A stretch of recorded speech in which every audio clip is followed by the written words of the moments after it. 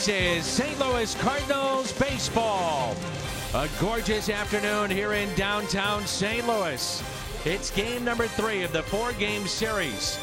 The Philadelphia Phillies and the St. Louis Cardinals.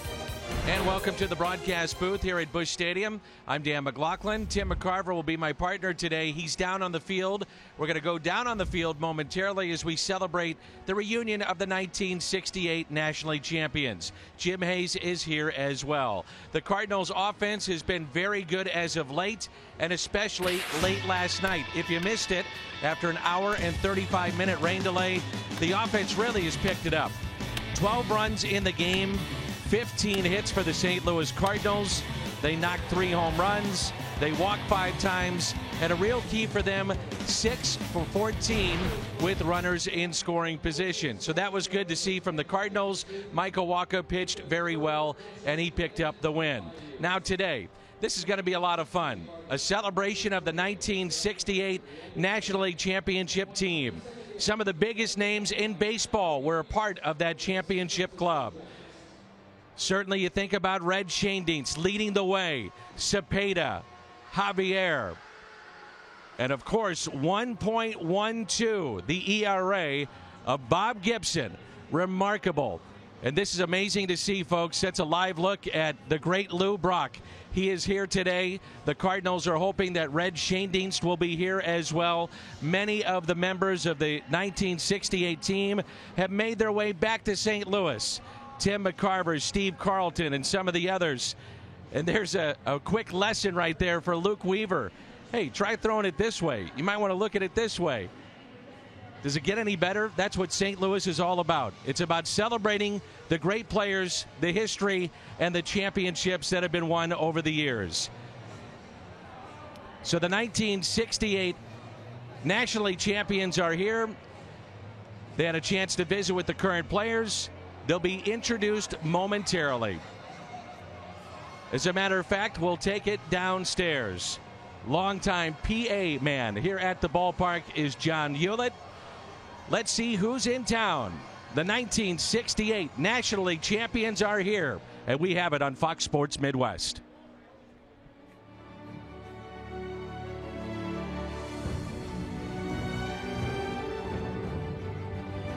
Today, we honor members of that 1968 team who have come together to celebrate the 50th anniversary of their remarkable season.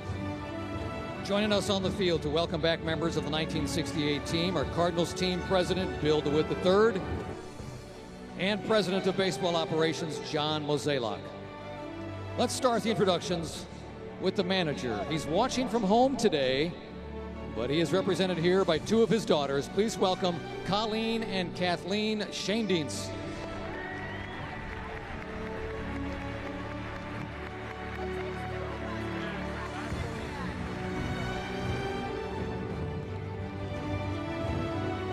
Now for the players. Let's start with some family members of Cardinals players who are no longer with us. He spent 8 years in a Cardinal uniform and served as a valuable utility player in 1968, taking the field at 4 different positions.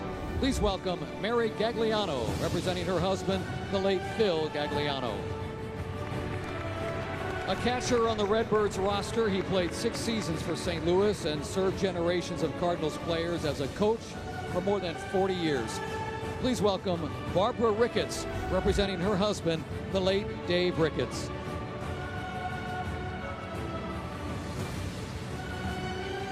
He led the Cardinals in saves in 4 straight seasons, including 1968, when he posted an earned run average of 1.47.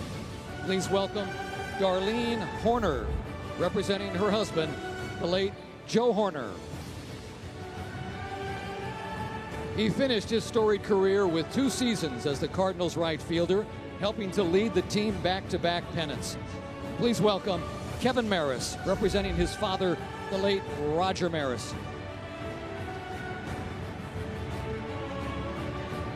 A valuable member of the Cardinals rotation for several seasons in the 1960s, he started 21 games and made 10 relief appearances for the 68 Penny winning club. Welcome back, Larry Jaster. In his second tour of duty with the Cardinals, he posted a 2.91 earned run average while appearing in both starting and relief roles. Welcome back to St. Louis, Mel Nelson.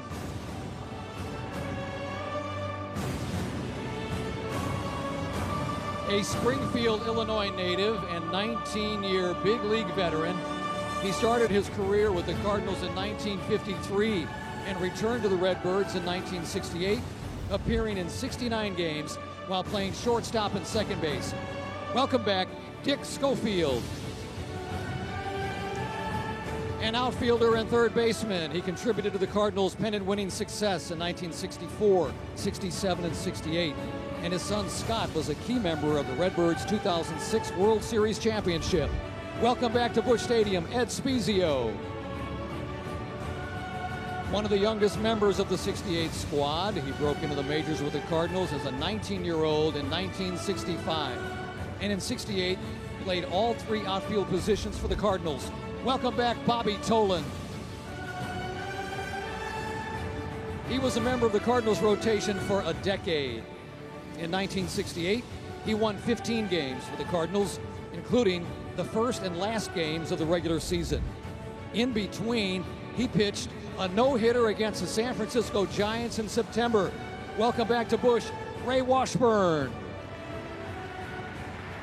An anchor of the Cardinals infield, he wore the Birds on the bat for 12 seasons and batted .346 in the World Series in 67-68. He has played more games at second base than any player in Cardinals history. Welcome back to St. Louis, two-time All-Star, Julian Javier. A St. Louis native who played all 9 seasons of his Major League career with his hometown team.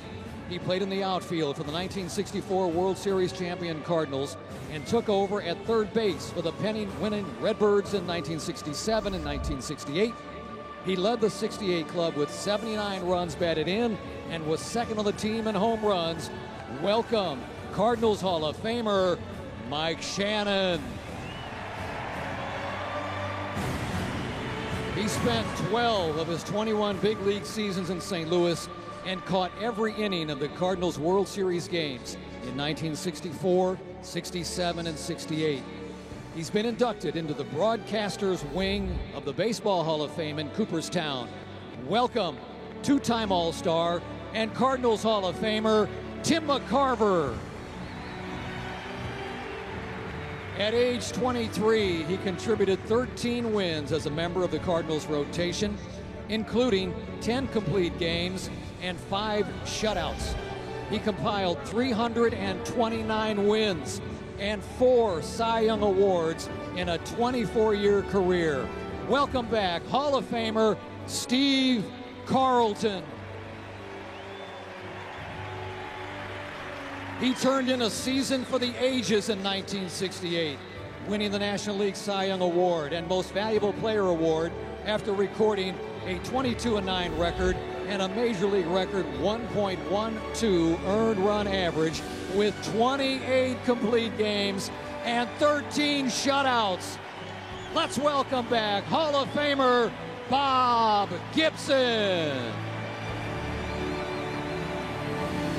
His arrival in a trade from the Cubs in 1964 helped kickstart the Cardinals to 3 National League pennants, and he didn't slow down in 1968, leading the National League with 46 doubles, 14 triples, and of course, 62 steals. He hit a red-hot .464 in the World Series with 2 home runs and 7 stolen bases. Welcome to the field, Hall of Famer Lou Brock.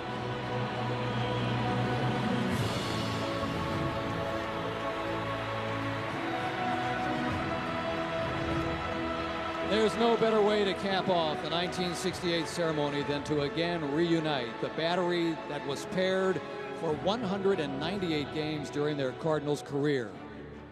Ladies and gentlemen, we now have the author of the 1.12 ERA in 1968, Mr. Bob Gibson, to throw out a first pitch to his longtime battery mate, good friend, and Cardinals Hall of Famer, Tim McCarver. right down the middle. Thank you, gentlemen, and thank you all.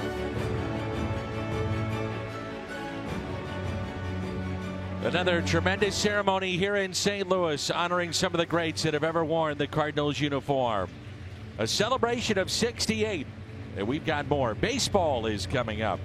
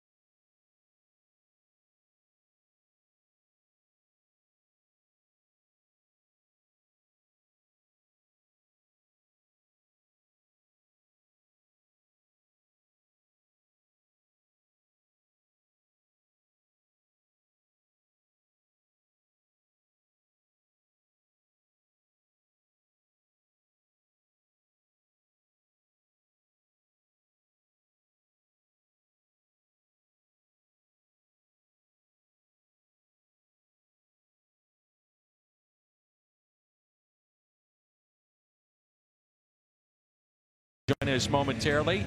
I'm Dan McLaughlin. It's the Phillies and the Cardinals, game number 3 of the 4-game weekend series. Cardinals picked up a win last night, and they're now a game and a half back of Milwaukee. Milwaukee playing very good baseball. They've won 7 of 10. John Gant, he of the Vulcan grip, very good changeup, gets the call today. He'll throw that changeup 23% of the time. And there's a look at his Hyundai pitch arsenal. Gabe Kapler, his lineup here for game number 3. Let's take a look. This is a team that has some good young rising stars. Cesar Hernandez, a switch hitter at the top. Then Rhys Hoskins, Odubel Herrera, Carlos Santana, switch hitter. Maikel Franco, Nick Williams, his second start in the series. Scott Kingery, Andrew Knapp, and Zach Eflin.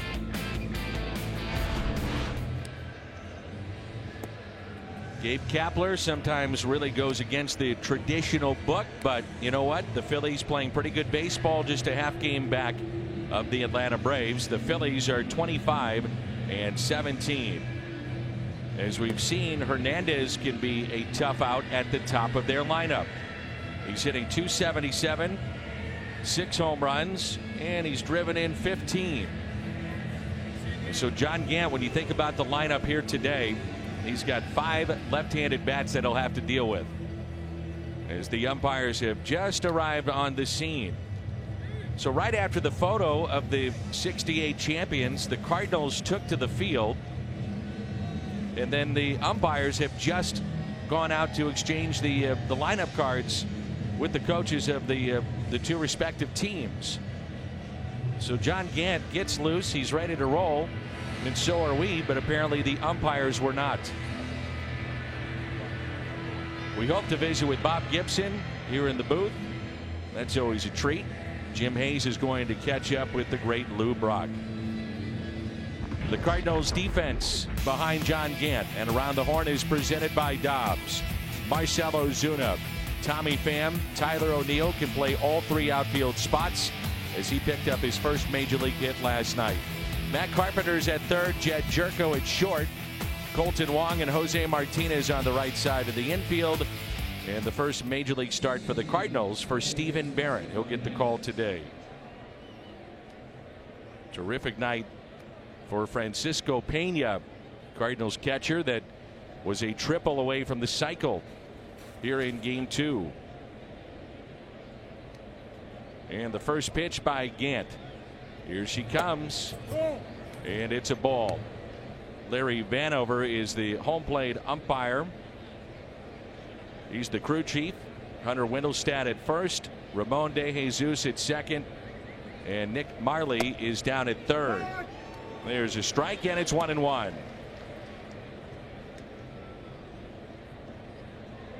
Phillies saw their 3-game winning streak snapped with the 12-4 loss last night as Hernandez tries to bunt his way on. Their starter, Jake Arrieta, he took the loss. He allowed 4 runs, 2 earned in 3 innings. 25-17, first year as a big league manager. It's a warm, muggy day. It's 79 degrees, but very muggy here at the ballpark. A lot of rain here last night. That's on the ground to short, and that's the first out.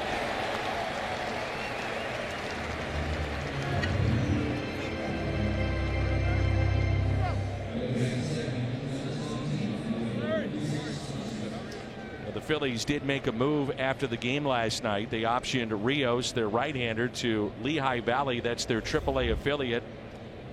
And they activated a right-handed pitcher, Victor Areno, who's on the DL. He had made 2 rehab appearances with Lehigh Valley, and he'll be in their bullpen today.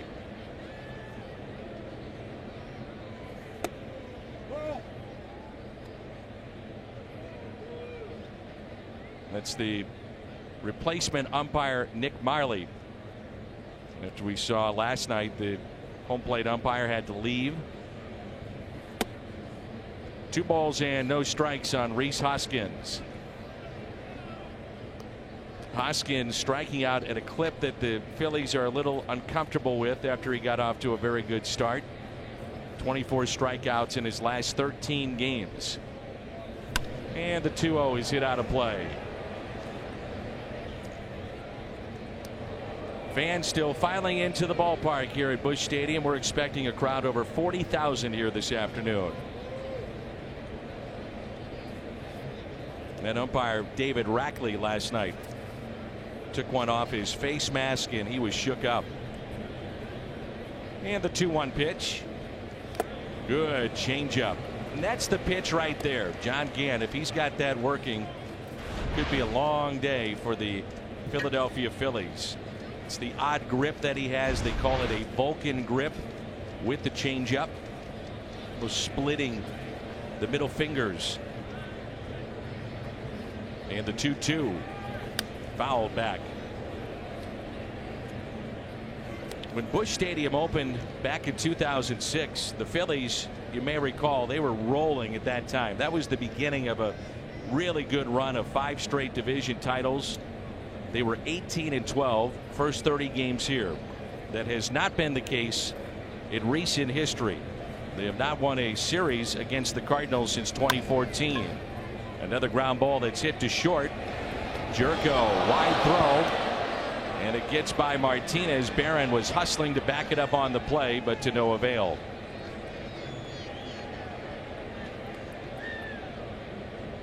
And that'll be an error, more than likely on Jedd Gyorko. And if it is, it'll be the second error. That's it for Gyorko. You can see there he's tied up with the first base umpire, couldn't see the ball, and then finally decided to go. Interference on the umpire. Hey, you're back. Partner. You scared me. I tricked you. That's all right. Good to have you back. Oh, my gosh. What a thrill. And you caught the first pitch again. Again, 2 in a row. I'm on a streak. You guys are hot, man. I feel like Odubel Herrera. Speaking of streaks. He's been something now for the Phillies. Woo.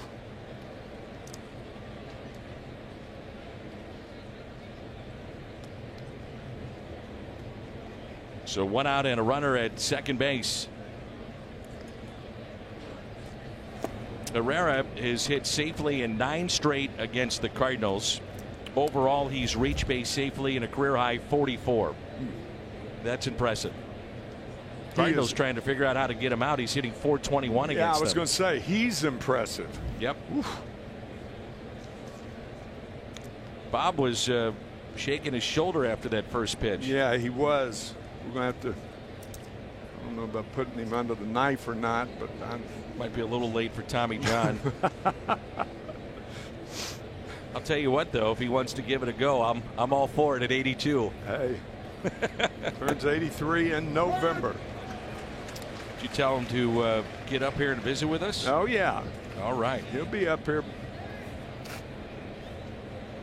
Said, you stand for the whole game? He said, well, we'll see.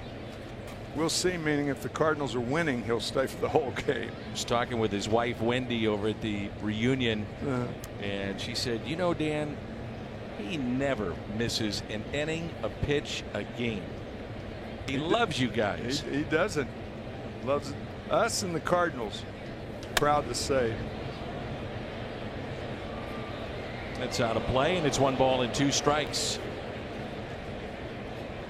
Gant was nearly unhittable with 2 strikes coming into this start.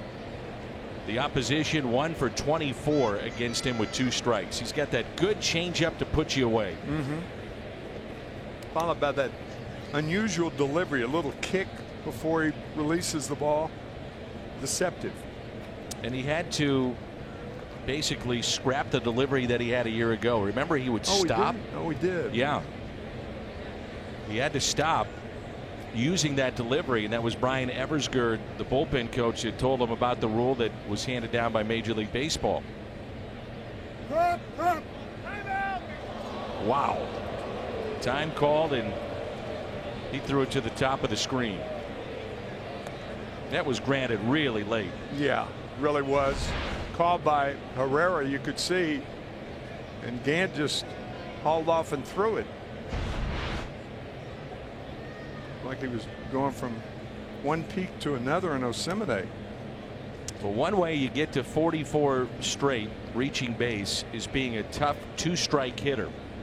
He's got the second most 2-strike base hits in baseball. There's a block by Barron. That's second most in all of baseball with 24. So good matchup here. Gant with 2 strikes. Really tough. And so is Herrera. Well, that's how you lead a league in batting average, is to hit with 2 strikes. How are you as a 2-strike hitter? Almost all guys who win the batting title, regardless of American or National League, they're all good 2-strike hitters. Here's a 2-2 pitch. Hey, by the way, Bob was asking about us, and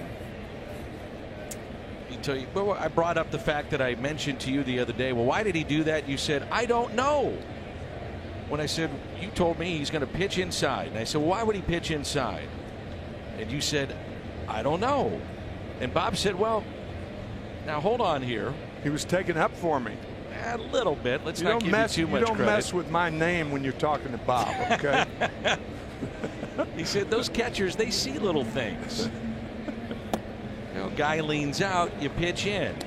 He cheats in, you It's go all feel. out. It's all a lot of feel. Catching Bob, it was a good feel most of the time. Not on your hand. Not on my hand, but in the averages. Just had to suck it up. Tough to catch. Oof. Tough to hit, tough to catch, tough to deal with. Until he got to know you. Here's a 3-2 pitch. Runner at second is Hoskins. Pulled foul. See how pesty Herrera can be.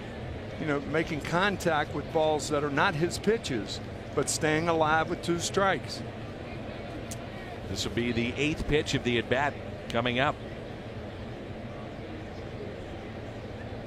He's fouled off 4 of those pitches that you're talking about.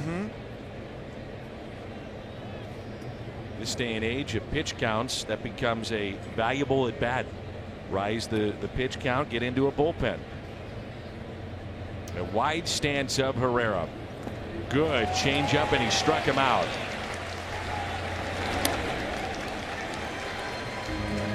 Again, they call it a Vulcan grip, the changeup for Gant. Like something out of a horror movie. But it works. Like a fork ball, but the thing that is common among all changeups is gripping the ball tightly, and hitters have a tendency to swing at the arm movement and not the pitch. They actually lose sight of the ball. Good pitch for Gant. Now I've gotten really nervous. Here's Santana and a pitch up and in that Bob Gibson may approve of, but Bob Gibson is behind us with a headset on. I don't like that.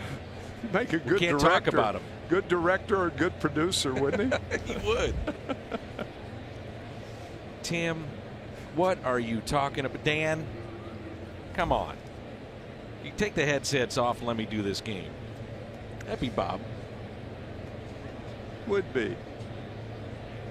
Here's a 1-0.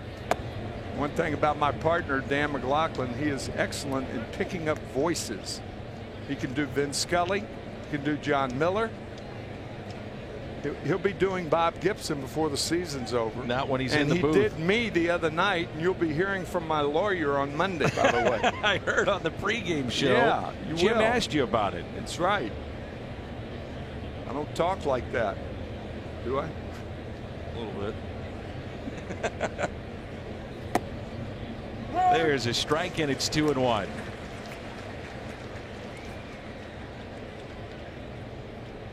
Santana, 113 hitter with 2 outs this season.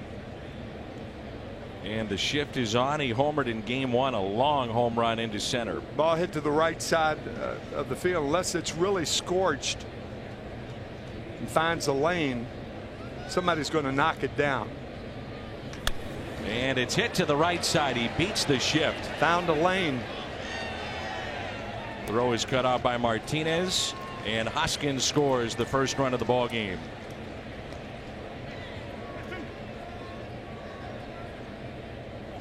Missouri Lottery Fox Tracks on a batter that has been driving in a ton of runs here in the month of May, most in baseball. He is awfully strong. I mean, you look at him, he's really put together. That home run the other night, one of the longest here at Busch Stadium. Straightaway center field, up near the dirt. Do not see many hit that far up the grass. No. Maikel Franco. There's strike 1. So how was it visiting with your former teammates? I loved it. I'll tell you, it's so, you know, you go back to such innocent times, Danny, 50 years ago. So many things just come out of the memory bank. Things you'd forgotten. It's popped up to the right side. Martinez over, leans in, and makes the catch. Nice play. Nice. Helps to be tall. You bet.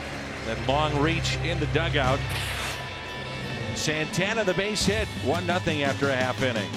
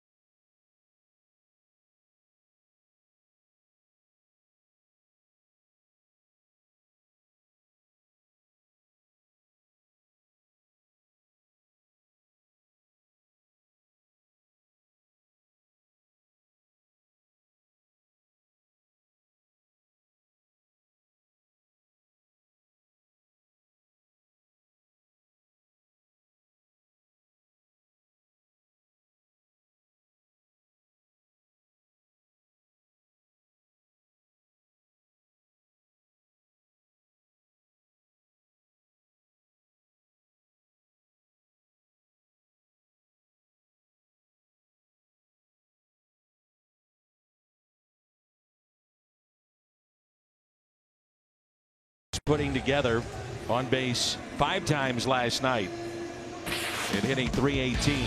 He's at the top of the lineup, followed by Matt Carpenter and Jose Martinez, and then Marcell Ozuna, Jed Jerko, Colton Wong, Tyler O'Neill, Stephen Barron, his first start, and John Gant.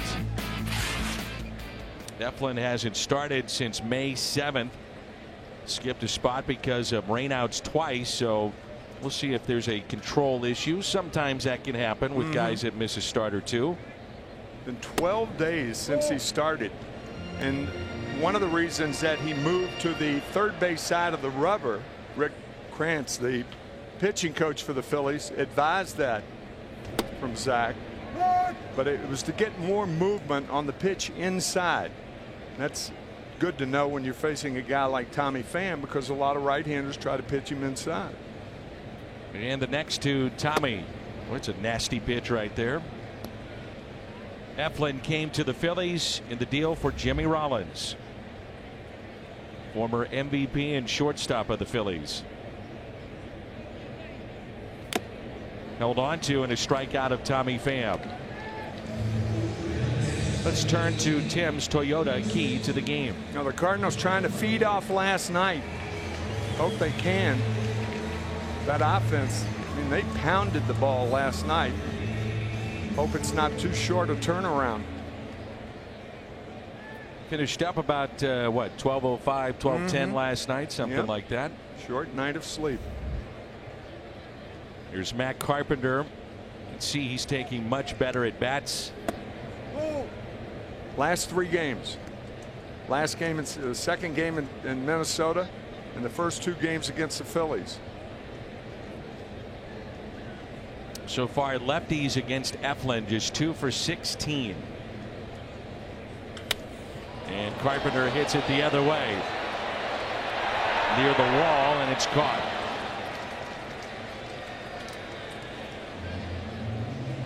The second out of the inning. It brings in Jose Martinez. Around the Horn is presented by Dobbs.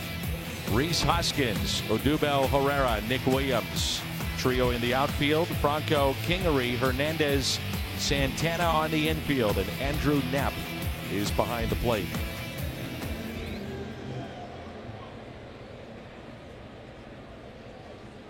Jose Martinez average has climbed to .320 after a 7 for 9 first 2 games of this series. First pitch popped up into shallow right. And it's a 7-pitch first inning for Eflin. It's always a treat to visit with Bob Gibson. We do that when we come back.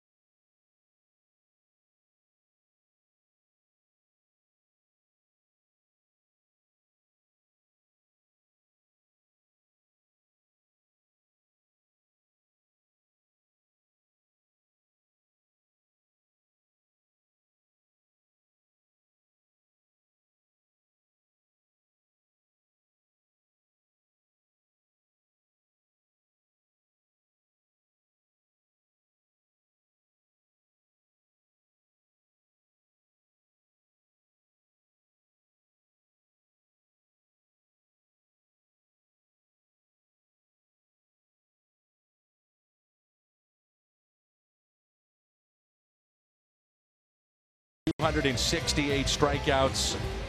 Somehow he lost 9 games. Yeah, I'm still mad about that. You should be. 22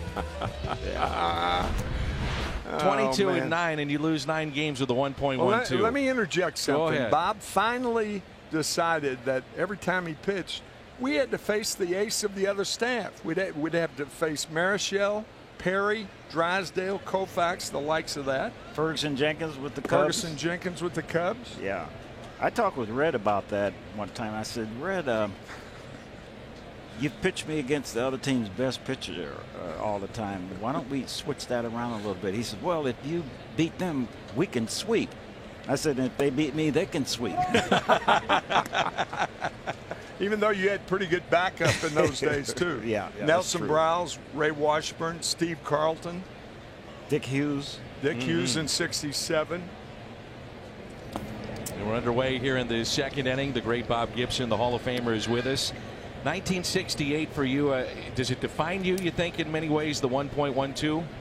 No, I had an exceptional year that year, and I don't think that you can define a player by the best year he ever had. You got to kind of take a look at his whole career. Then you come to an average, and that's pretty much who he is. Yeah. I remember one year Joe Torre hit 353 or something like that, and then the next year he was hitting 300, and he was trying to pull his hair out, even though he didn't have much hair left. He had 230 hits that year. Yeah, and I asked him, I said, he was agonizing about it, and I said, Joe, answer this for me. He said, what? I said, do you really think you're a 353 hitter? He said, no. I rest my case. There you go. Is it fun seeing the guys again? Oh, it's always fun. Yeah. Sometimes you take a while to recognize a guy because of the color of his hair. I'll tell you one of the funny things that happened among many things that go on in the dugout, and not a lot of people realize. But Dick Schofield was a lifetime about a 230 hitter or something like that. 217. 217. Well, Dick Schofield would come in. He'd slam. He was what we called a red A. Yeah. And he'd slam it, break his bat, smash his helmet. And Bob said, Dick, come here. After one of these tirades, he said, let me show you something. See this right here? This is lifetime batting average. You're a 217 hitter. What'd you expect? Everybody in the dugout just roared. Hey, after a couple Ducky, of expletives, then he'd go off somewhere. Yeah. And even Dick started laughing about it after a while. Yeah, it was ridiculous. He threw a tantrum. How much trouble did you give your teammates for not scoring runs that year? You know, it seems like I was giving them trouble all the time. It was hard, but you know, you stop and think about it, and you look back into the years of 66 and 67 and 68 and 69. We had some of the best pitchers in baseball history back then, and everybody that we faced, every team we faced had 2 or 3 guys that you just weren't going to score runs off of, and that's just the way it was. An example of that was as Bob has the 1.12 ERA. Juan Marichal won 26 games that year and didn't win the Cy Young. Denny McLain on the other side wins 31. It was the year of the pitcher, though, Bob, but you're kind of the guy that is the face of 68. Yeah, well, they got to have somebody to hate, and so that was me. You didn't mind it, though, did you? Did not mind it. Did not mind it at all. Bob Gibson, there it is. The 34 starts, 22-9 over 300 innings, 1.12 ERA. An incredible year. There's a strikeout for Gant, and that'll be his 3rd of the afternoon. You brought up a great point. We were talking earlier, a couple hours ago, really the golden era of baseball. When you look back at all those Hall of Famers from, let's say, 60 to 75, 1960 to 75, some of the greatest players ever in your era in which you pitched. Yeah, and when you ask me if I was, mad all the time, well, you get to the Hall of Fame and you look and you see all those guys there and you say, well, no wonder I didn't get I couldn't do much. They're all here. It's incredible. We had Steve Carlton in the booth last night. Do you remember teaching him the slider? I do. Most of it, we were on a flight from St. Louis to San Francisco, and he and I spent the entire time on that flight talking about a slider. Then he ended up having a better slider than me. That didn't make me happy. I told that story last night about when you crossed the room. I said Steve Carlton would go down having the best slider in the history of the game, and Bob got about 6 inches from me and said the best left-handed slider. You got to emphasize that. Oh, yeah. I had a nasty slider. I was talking to one of the kids in the dugout just a while ago. Luke Weaver. Weaver. I was talking to Weaver about that slider. He says, how do you hold your slider? And I showed him. And I said, well, I had 2 sliders. I had one that had a real tight spin, and I also had one that had a bigger spin. And I would get 2 strikes. There's a fly ball into right. I'd get 2 strikes, and I'd throw the bigger one. I said, but now you got to be careful about that one because sometimes you hang it. And when you hang it, a guy will take the TV set and he'll put it on the hole. He'll run in and grab a bat, and then he'll turn it on and swing at it. Bob Gibson is with us today.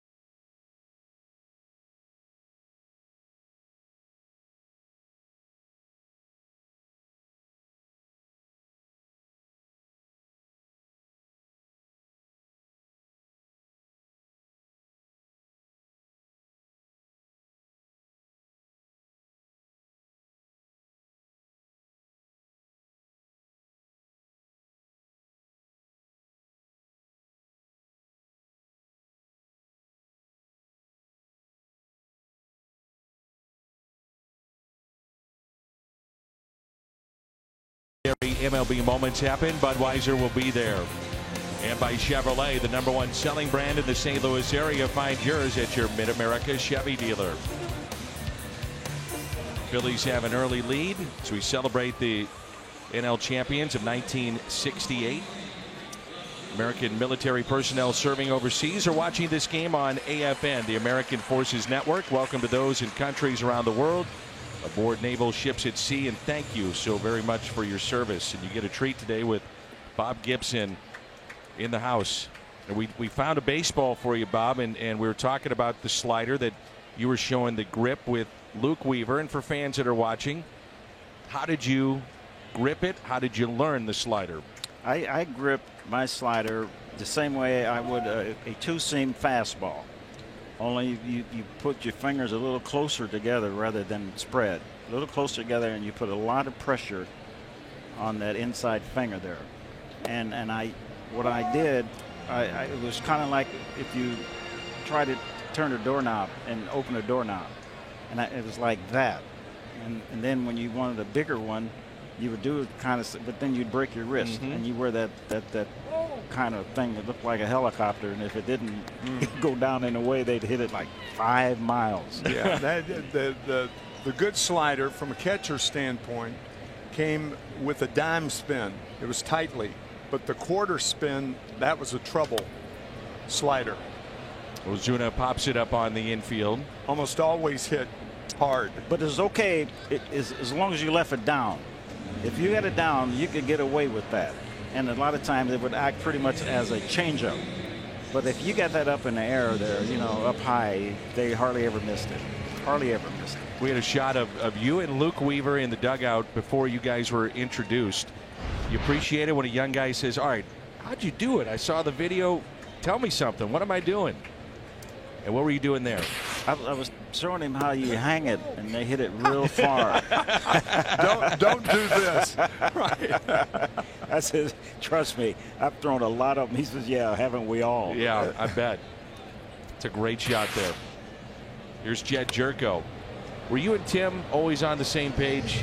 People say, wow, they're always on the same page. Were you guys always on the same page? Not always, but most of the time. It would take Tim an inning or two. Or not Tim, it would take us an inning or two before we'd get on the same page. But pretty much once the game got going, yeah, we were there.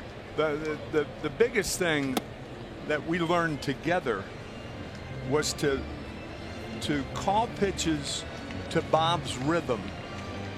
The one thing that catchers learn, you don't really count in handling a pitcher. The pitcher actually handles you, not the other way around. And Bob said, look, the first thing you think about, put it down. Fastball. He had a curveball to left-handers that he'd throw ever so seldomly. Once in a while. Once in a while. But the slider, primarily 1 and 3. So whatever you think, and if I don't want it, I'll shake it off. Or I'll look it off. A lot of times Bob would just stare, not shake his head. Stare it off, we used to say. And my head would kind of dip to the side. Yeah. And yeah. Just keep going. Do I remember that look? I balked a run in from third base. One time because Tim and I are always together, right? And he went somewhere I wasn't expecting him to go, and I stopped right in the middle of my windup, and people up in the upper deck were yelling at me, Bob, Bob, Bob. Bob thought he was saying Bob. Bob, when you look back at your career, you've done so many things. And again, we're celebrating 1.12. But what are you most proud of with your accomplishments, team accomplishments and individually? Yeah, you're always proud of what you do if it's good. But I think what means more to you, for instance, getting into the World Series as a team, more so than, well, did I win 2 games in the World Series, or did I win 3, or did I? You won 7 in a row, by the way, over 3 World Series. Yeah, but what you're proud of is getting to the World Series. You're one of, back when we played, one of 16 teams, or 2 of 16 teams that got a chance to go to the World Series, and that was the key to the whole thing. Let's go to the World Series. It's not let's me hit 300 or let me win 20 ball games. You don't think that way. Well, you're not supposed to. Right. Let's put it that way. And how about individually? I would have to say that year. Yeah. Yeah, giving up one run in the entire season per game was great. You know, I just felt like I was on top of pretty much everything. And you evaluate our broadcast. Any quick advice for Tim? I'm sorry? You evaluate our broadcast. Any quick advice for Tim? No, just keep talking, and I'll listen. And if he makes a bad mistake, I'll critique him later. I've been talking like this for 76 years, by the way, and it's not going to change. I know. Lou Brock is coming up next.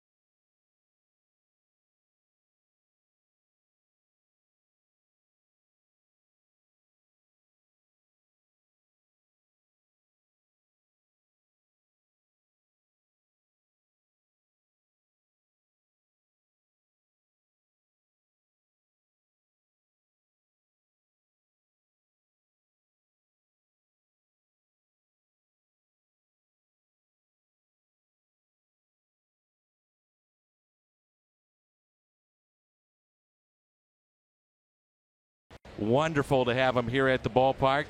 And he's standing by with Jim Hayes. Jimmy. Yeah, great to catch up with Lou. I think everyone wants to know, Lou, how are you feeling? I'm feeling fine. I'm fighting the fight, but I'm ahead in the count right now, and I feel good. And you look great, too. We're talking the reunion. 18. You talk about Bob Gibson and that miraculous season he put together. What are your thoughts when you think about what Bob was able to do, not only for his career, but for that season in particular? Well, it's one of those seasons, I don't know how much people know about baseball. In '67, the umpires really didn't call strikes. And so you look at the '67 in baseball, there was a lot of guys who could hit. In 1968, they started to squeeze the strike zone, and boy, you couldn't get a hit to save your neck. And so guys like Bob Gibson, it didn't matter whether they had an expanded strike zone or constricted strike zone, he still did well. How about Bob Gibson as a teammate? We know as a competitor had a rough edge. We know behind the scenes, for the most part, tender guy. Well, we got to know Bob real well. When you play that long, Bob in the clubhouse was just one of the guys. When he walked out of the clubhouse, he was totally different. He didn't want to talk to anybody on the days that he pitched. I recall one day I walked in, he was pitching. I said, Bob, I got a big joke. He says, I'm pitching today. I said, I don't care. You got to hear this joke. He said, I am pitching today. So we stood there. He wouldn't even listen to my joke, but that's the kind of competitive fire that he had. How about being back here with all your former teammates? How much fun are you having? Well, looking at the guys who were my teammate, Bob Tolan, and some of the guys like Ray Washburn. Ray Washburn and I met up in a College World Series, and I thought he was the greatest. Because he realized that with Hunt in front of Hunt would try to. Ron Hunt lives in Wentzville, Missouri, by the way, and Ron Hunt was tough. He had his spikes ready for anybody who came in head first. So Lou changed it. Everything feet first from now on. You're going to have to suffer what I've been suffering. Here's a 2-2 pitch. And a called third strike. 5 strikeouts now for Gant. How about that for a little floater to Hoskins? Ron Hunt, for the longest time, held the record for most hit by pitches until that was broken 50. by Don Baylor. Yeah. I think Ron Hunt broke Frank Robinson's record, and then Don Baylor broke Ron Hunt's record. And then Ron Hunt used to wear a sponge in his torso, right, to defray guys who were going after him. Say, you want to get hit? Gibson was one of them. You want to get hit? I'll hit you. We'll do it. You want to get to first base that way? Here it is. Mike Torres was another one. Guys didn't play the game the same way then. Craig Biggio, I believe, is the all-time hit by pitch in terms of batters. Broke Don Baylor's mark. Hunter was a very good player, by the way, Ron Hunt. Smart. You mentioned he lives in Wentzville. He's got a farm, and on that farm, a baseball diamond. Oh, he does? Yeah, I he didn't was know coaching that. kids for the longest time all across the country that would Wow. come in for the summers to work with Ron Hunt. That's well hit into right, and it is gone. Herrera, his 7th home run, and the on-base streak continues. Now, sometimes with that changeup, particularly from the stretch, because pitchers don't have the windup to more or less disguise the changeup. You don't have the same movement. Hitters pick up on that. It looked like Herrera did that on that hanging changeup.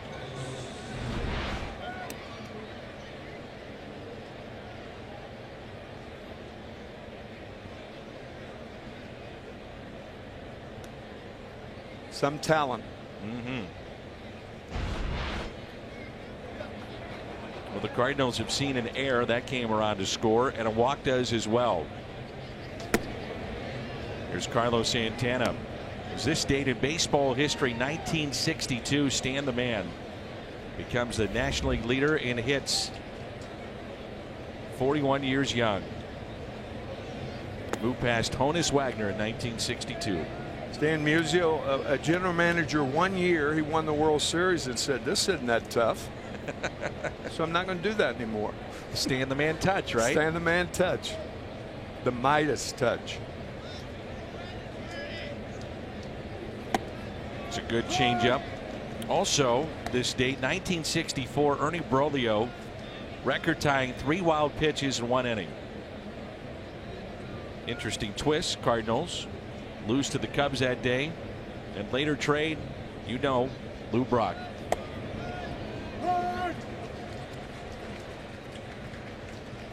Arguably the greatest trade in Cardinals history.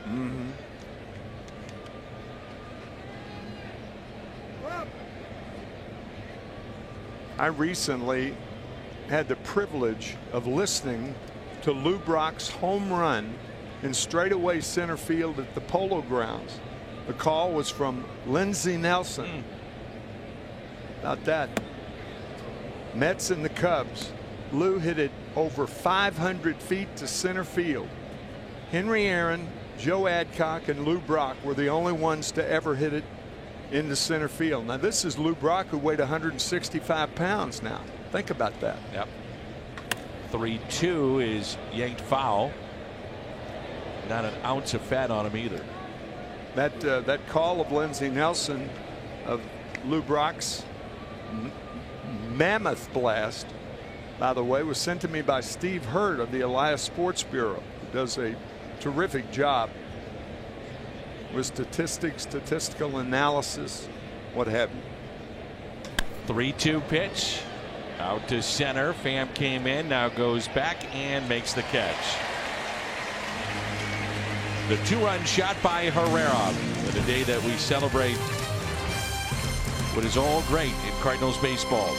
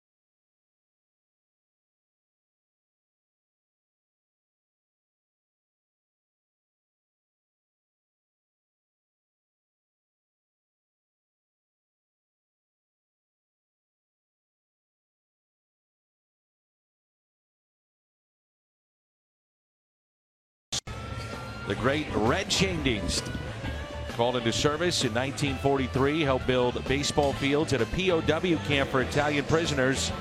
All-Star 10 times and outstanding manager. Red, we know you're watching and we're thinking about you today. Here's Tyler O'Neill, picked up his first major league hit last night. Was putting together a 68 show today with a lot of the guys that are here in town that we never see. And I always want to get their thoughts on Red Schoendienst. As O'Neill hits it into left, and a diving catch. Nice play in left by Hoskins. And what you said about Red is what everybody talked about over there, your teammates. Red, let us play. Laid out the lineup card. Go get them. I asked Howard Poulette, who was the pitching coach back in the early to mid 60s. I asked him, I said, what made Red such a great player? He said he was always ready for the fastball. Choked up on the bat, always ready for the fastball. I said, what about as a fielder?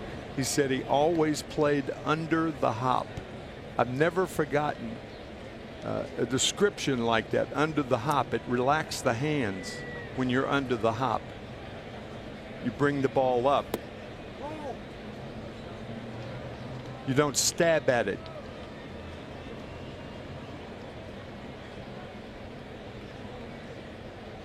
Rojo, number 2.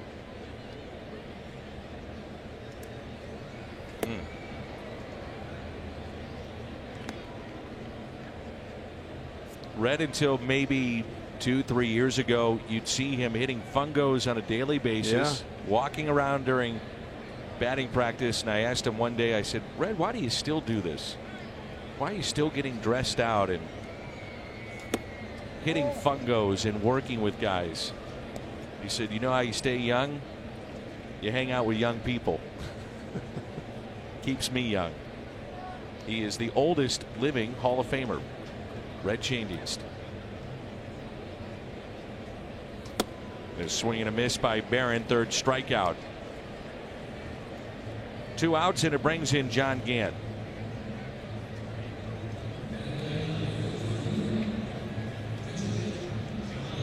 You know, sometimes you'll ask somebody about a former player and they say, well, great player, but was this, that, and the other. I've never heard a bad word about Red Schoendienst. No. Ever. You won't either. Unless it's untruthful. Bobby Tolan said today, who turned out to be a very good major league player. And he said, you know, you look at my time in St. Louis, he said, where was I going to play? And I wasn't going to blame Red Schoendienst. You know, where am I going to play? Am I going to take Roger Maris or Flood, Brock? The infield was loaded with Javier and others. Thing was, Roger was retiring after 68, and that opened up an outfield position, and the Cardinals were not willing to go with Bobby Tolan, and they made a mistake in trading for Vada Pinson. But it was a mistake that everybody could understand. I mean, Pinson actually played with a broken ankle one year for 2 weeks. Red, we're thinking about you. 3-0.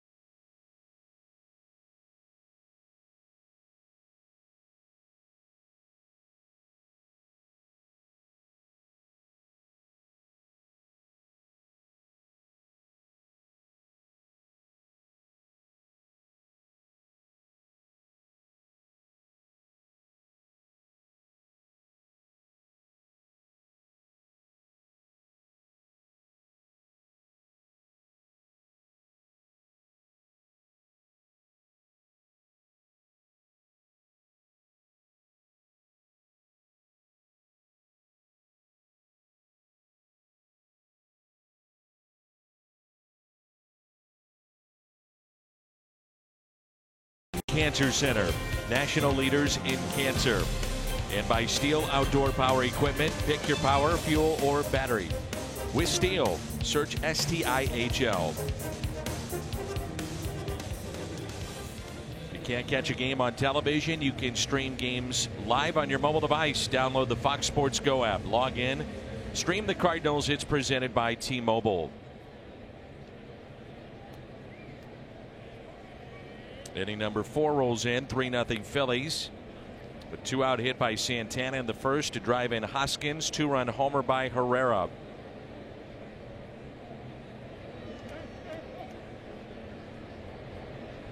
Franco, good numbers against the Cardinal right-hander. It's a small sample size, but some damage. 3 for 4 with a pair of doubles.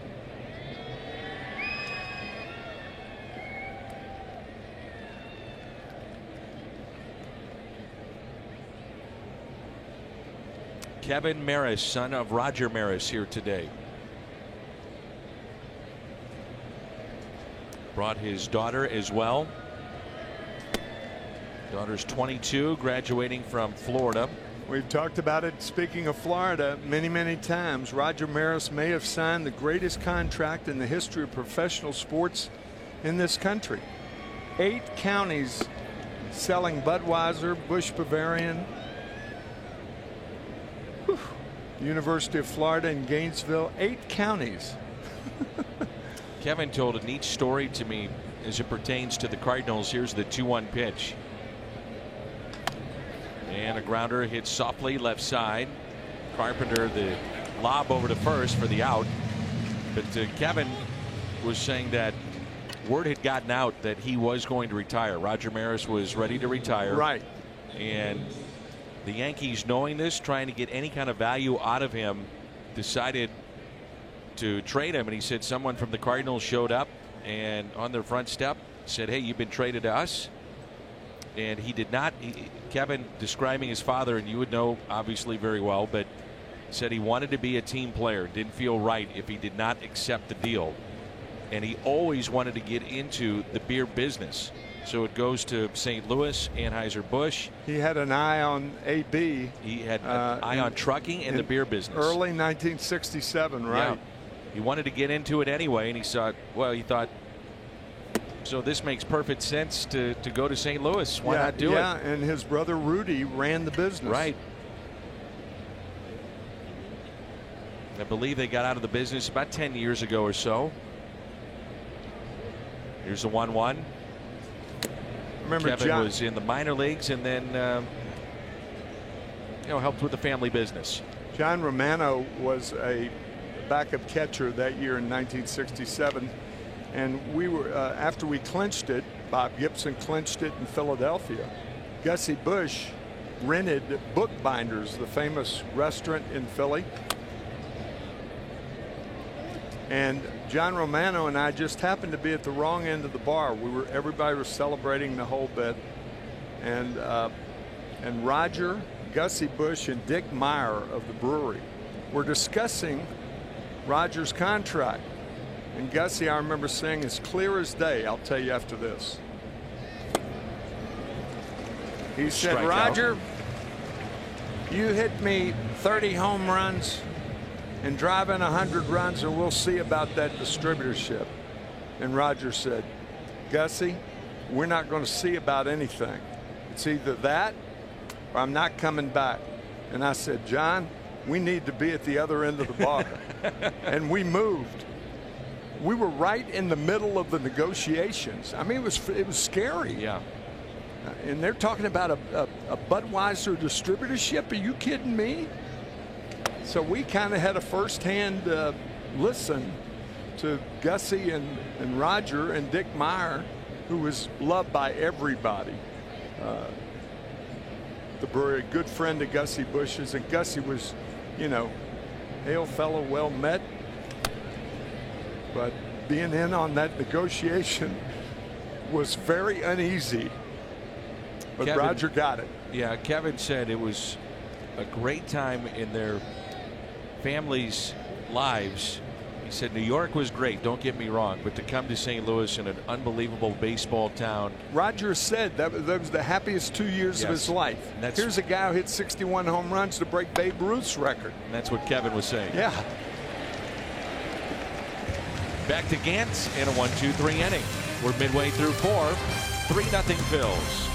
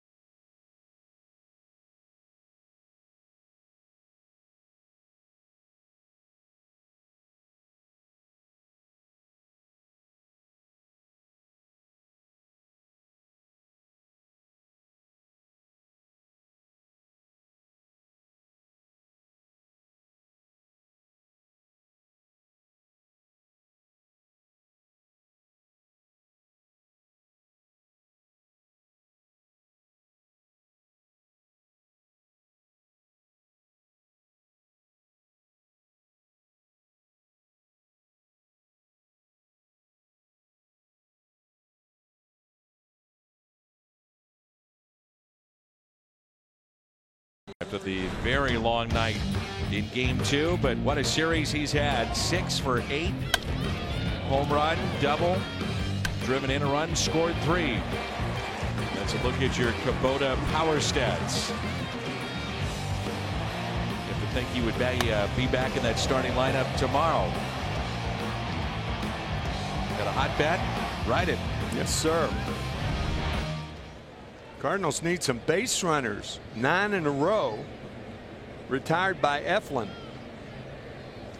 4 strikeouts, 5 fly ball outs. That's right, not a ground ball out. The other 4 were strikeouts.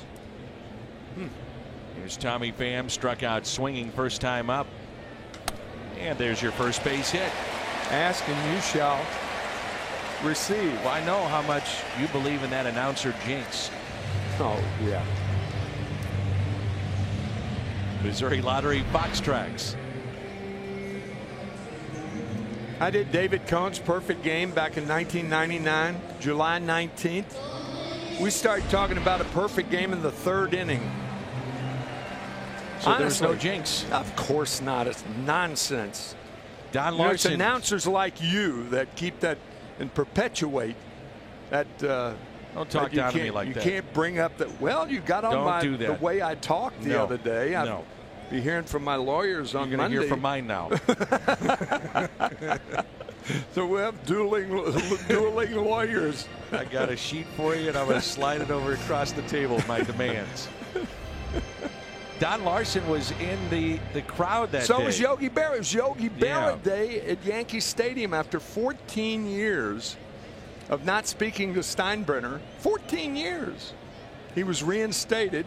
George said everything's fine and it had to be on Yogi's terms. And both of them, Yogi Berra and Don Larson, in the stadium. And of course that was reminiscent of the perfect game thrown by Larson in 1956 for the Yankees.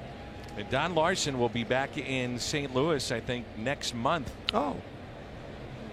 And it's a reunion of the living members of the St. Louis Browns. I'll be darned. Yep. There's still a That's great. fan group here in St. Louis that keeps the Browns alive. And they're going to have all the living members, I believe there's 12 now, come back to St. Louis.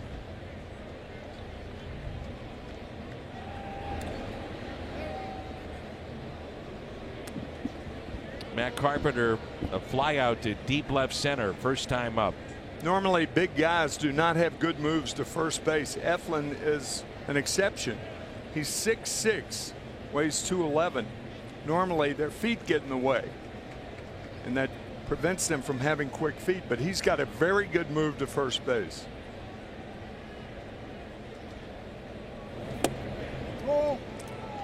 Has not allowed a stolen base yet this season.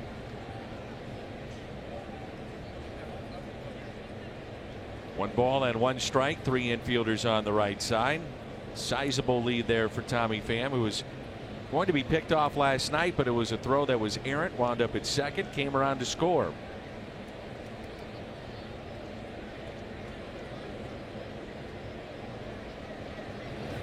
Oh.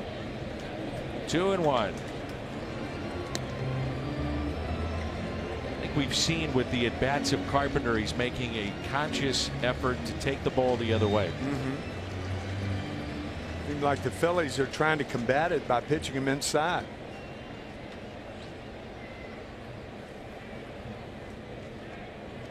And now the 2-1 pitch. Pham is running. The throw down to second and save at second base and a stolen base for Tommy Pham. I'll tell you, that was almost interference by Matt Carpenter. When he took the ball, he kind of leaned in toward Alfaro. Tommy Pham head first. Watch this. He takes the pitch and kind of leaned in. Well, perhaps I was a little zealous in that call. Good slide by Pham.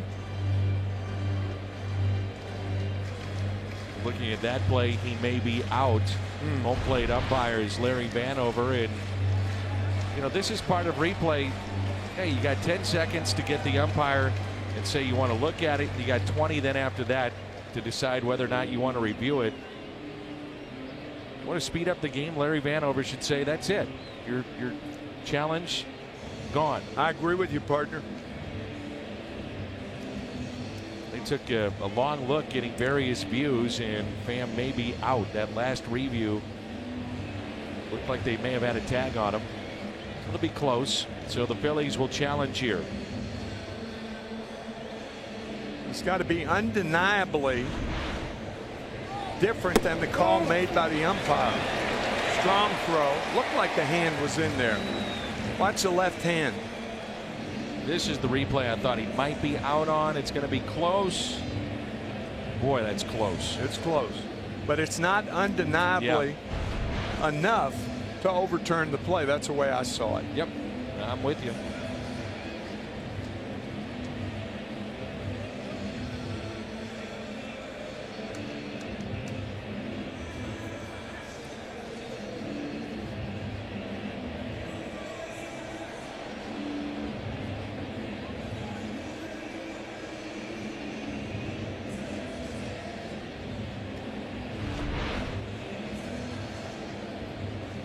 Credit Kingery, the young shortstop, straddling the bag instead of being in front of the bag. That's what made it close.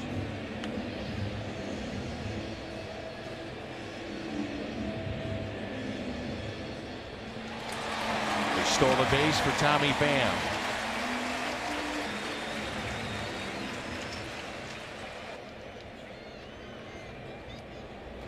What's that old song? It ain't necessarily so. One of your favorites, isn't it, Danny? Well, I've got it on my phone. On Siri? Oh, it just doesn't stop, Tim. It just loops. Call stands, and the 8th stolen base for Tommy Pham.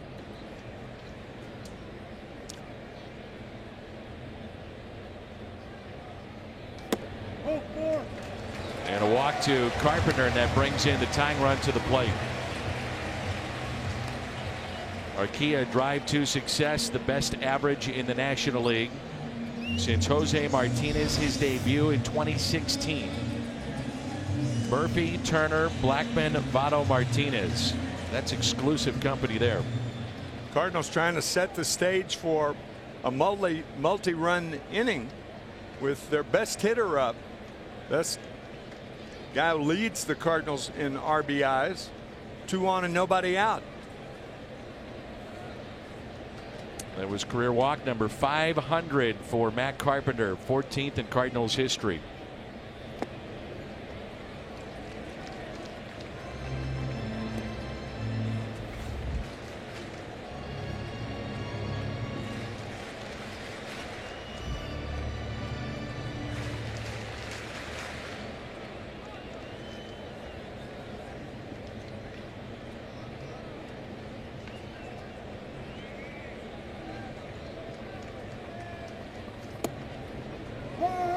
Catches the outside corner, 1-1.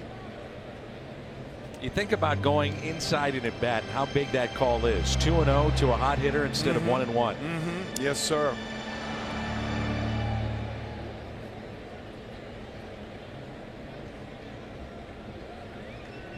Inning started with a base hit and then the stolen base by Pham. Walk to Carpenter. And the 1-1 pitch. There's that inside fastball we were talking about earlier with Eflin. That's why he moved to the third base side of the rubber. So he can get that pitch that goes in to the big right-hander, Jose Martinez.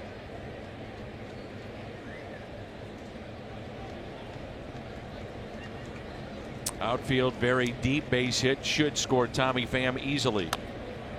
Hit to the left side. Franco steps on the bag to first and out. The call stands. That's a heck of a play. Yeah, now you may get an appeal from the other side. Mike Matheny mulling it over.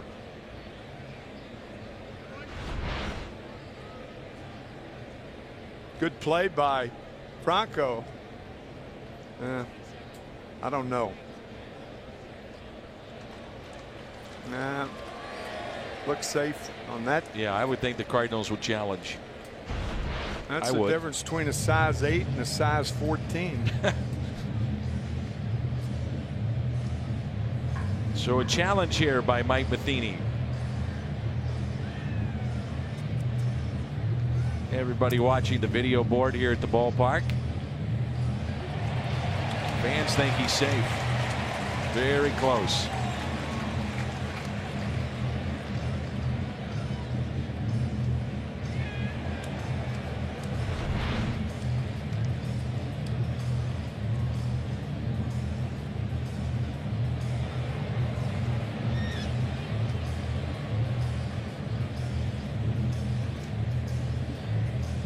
I'm going safe. I'm going safe.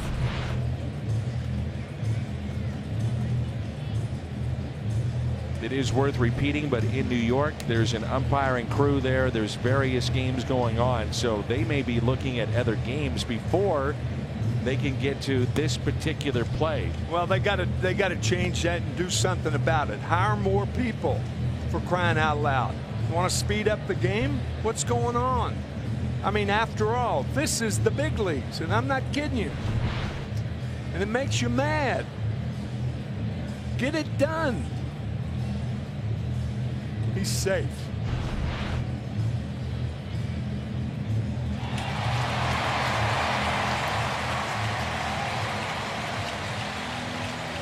Runners at first and second for Marcell Ozuna.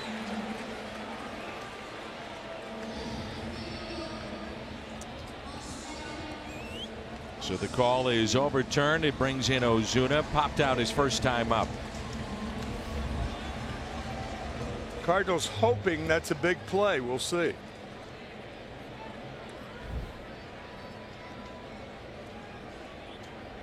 A minute 29 on the review.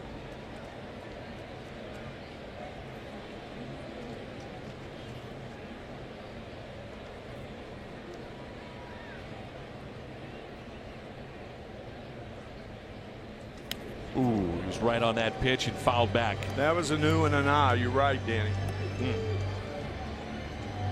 Talked about that pitch inside from Eflin. That was one that appeared that Ozuna went up there looking for it. Had the bat head out, but fouled it back. He needs a big hit right here.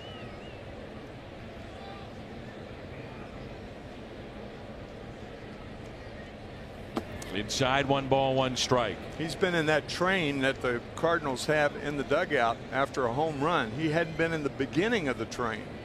That's what you want. Eflin has allowed only 6 runners to reach scoring position on the season now. And the 1-1. Cardinals will face Aaron Nola tomorrow. He's off to a terrific start, 6-1. St. Louis will counter with Jack Flaherty.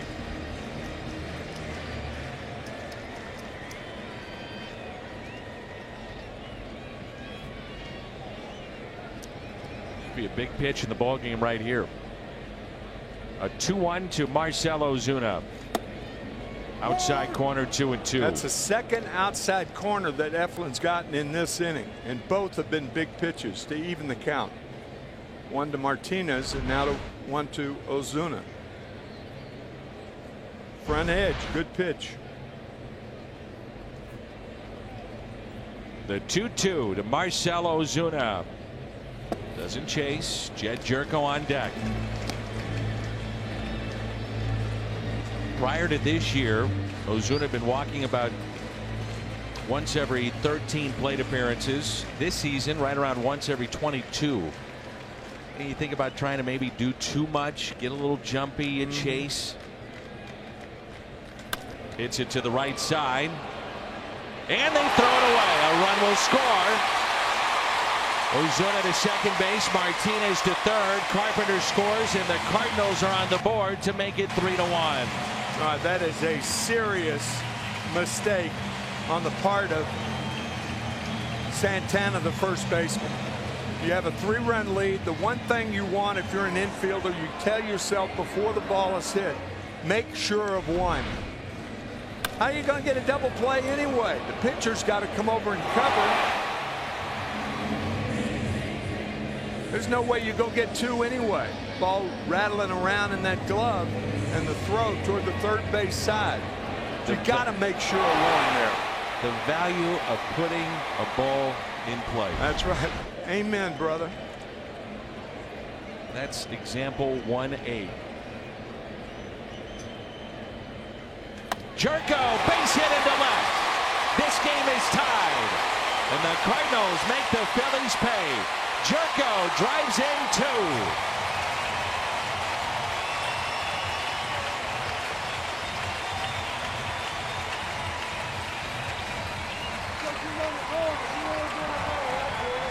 For the game, Jed Jerko had never met Steve Carlton. I introduced him, and I said, Lefty, this guy can hit a fastball. And Jed said, you're right. It was classic.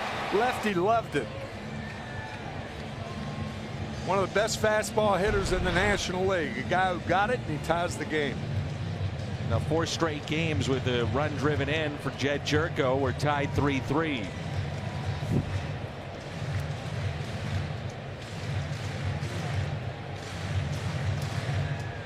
And Eflin is thinking I probably should be out of the inning. Yeah. But you know, we talked about third base side of the rubber, fastball inside. You can do that to most hitters. You can't do that to Jerko. And now Colton Wong. Brand new game here in the bottom of the 4th. 1 out, runner at first.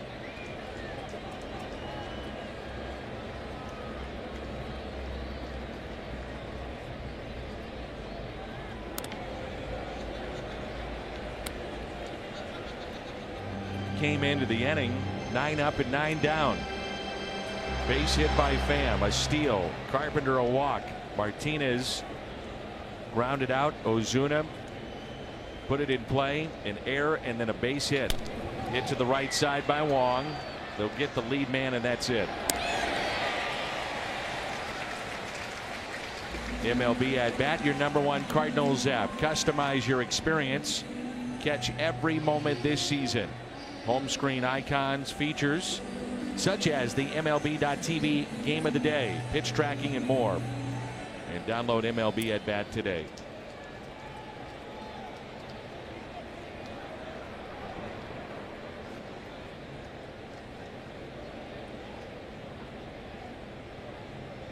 Tyler O'Neill robbed first time up. The diving catch by Rhys Hoskins.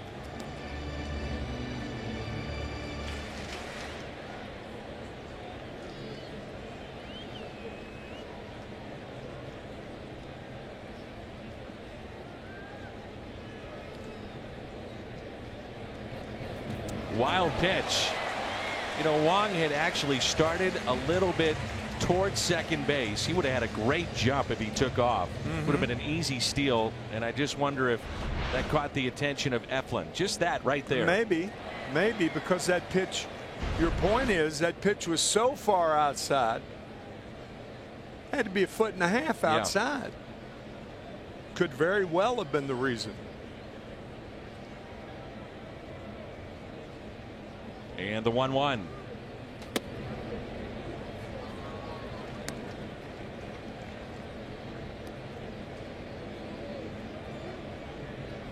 First major league hit for Tyler O'Neill in last night's game. He's looking for his first RBI here.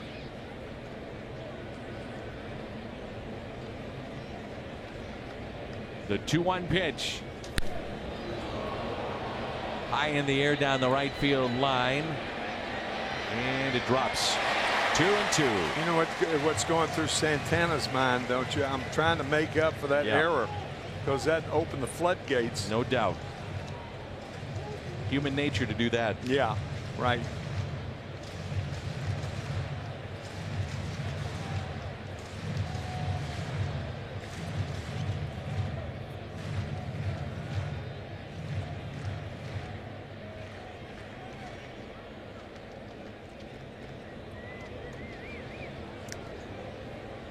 A base hit puts the Cardinals on top.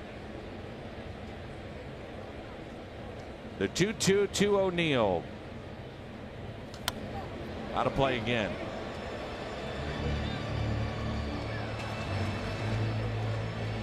Told the story in spring training a bunch because we saw him a bunch. His father was Mr. Canada. Power lifter, bodybuilder. Apple doesn't fall far.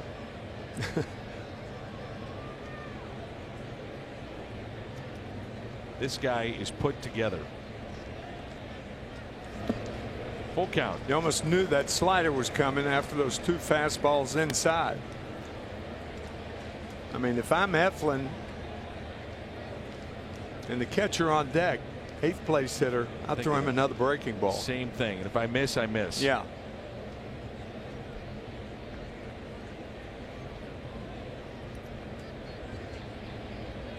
The 3-2 pitch. Notice how far he missed then. Your catcher, Jorge Alfaro, is sitting outside. That fastball was inside, so he got away with one.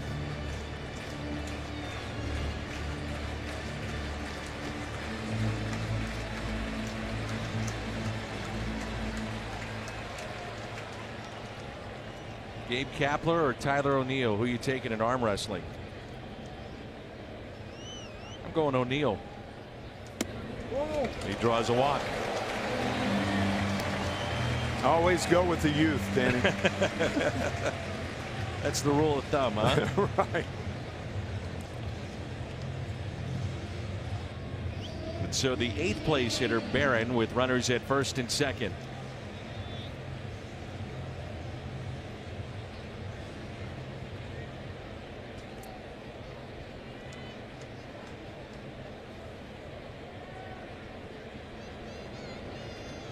.27 pitches in this inning. This would be pitch number 60 of the game. Strike one.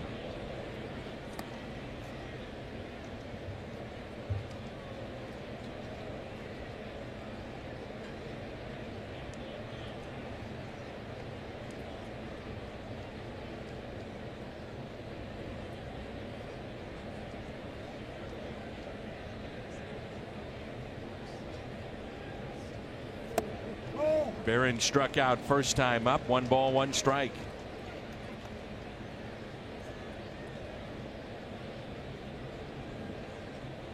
Outfield is shallow. Good speed at second and Kolten Wong. base hit no matter what. Jose Oquendo is bringing him in with John Gant, the pitcher, on deck. 1-2.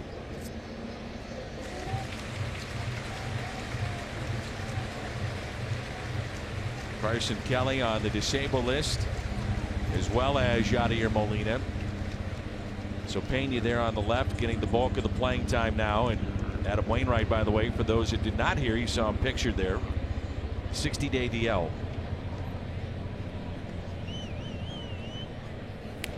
Call back.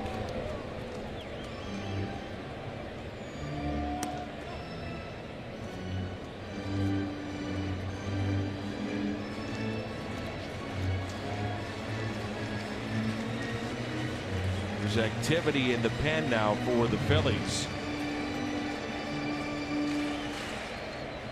Victor Arano.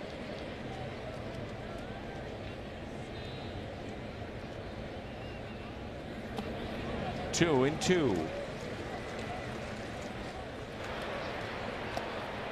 Mentioned the roster move by the Phillies right before our first pitch. Arano added to their pen.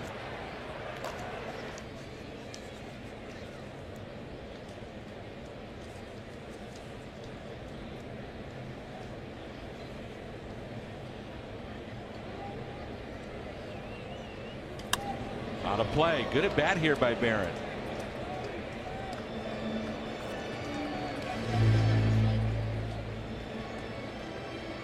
It's a trying to stick at bat.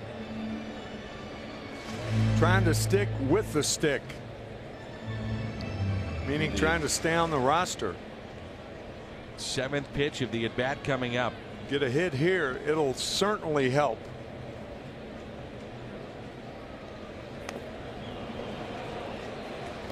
It's now 34 pitches in the inning. Eflin's spot is due up second for the Phillies in the 5th, and we've already seen Gabe Kapler not shy about going to his pen. He did it last night early with Jake Arrieta.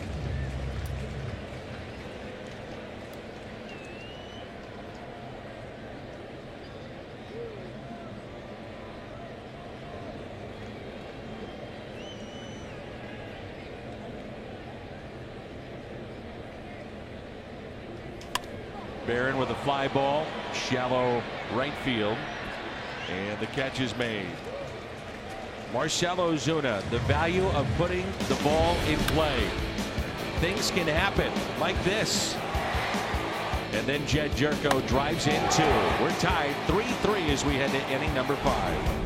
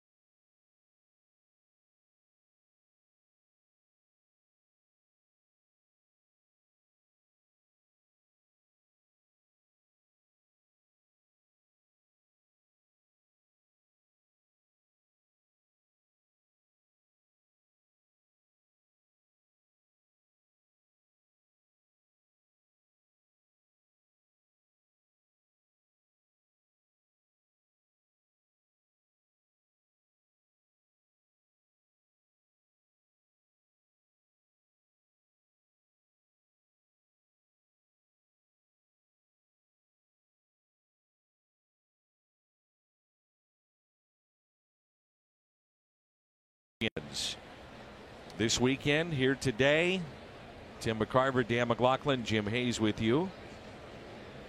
It'll be Knapp and then the pitcher's spot and the top of the lineup. Seen the pitch count every inning go down for John Gant. Flip side, it's gone up for Zach Eflin. We understand from our stat man, Mr. Statman Mitch, that is known in mathematics as an inverse progression.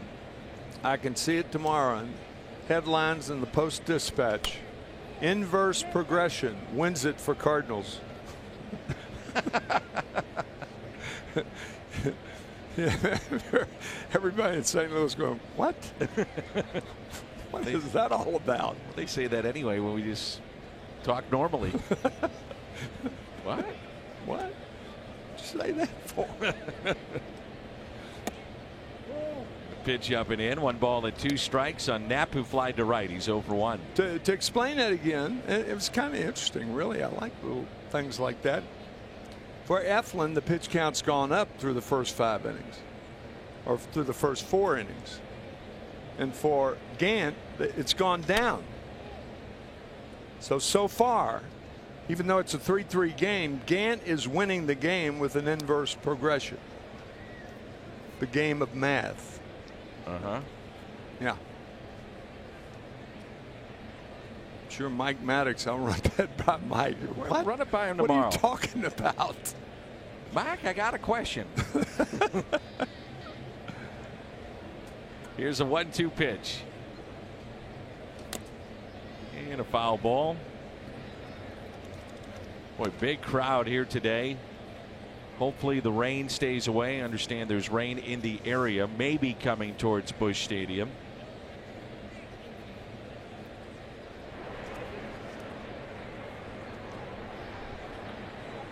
Here's a 1-2 pitch.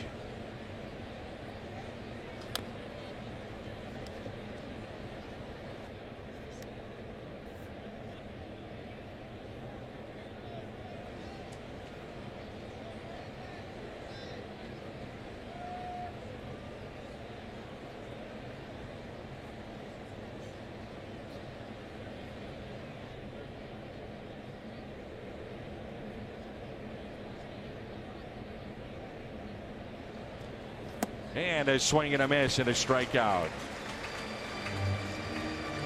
How about John Gant?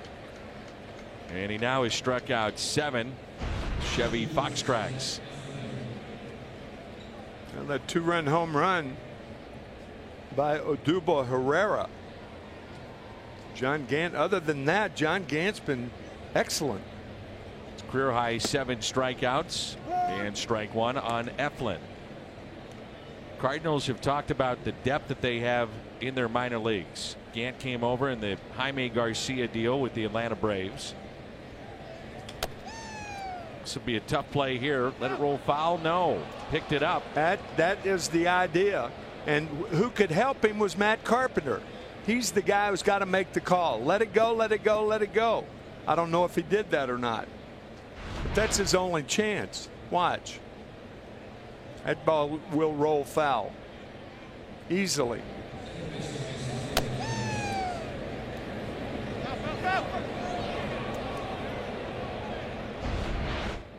Right at the end, you could hear Carpenter essentially telling him to let it go.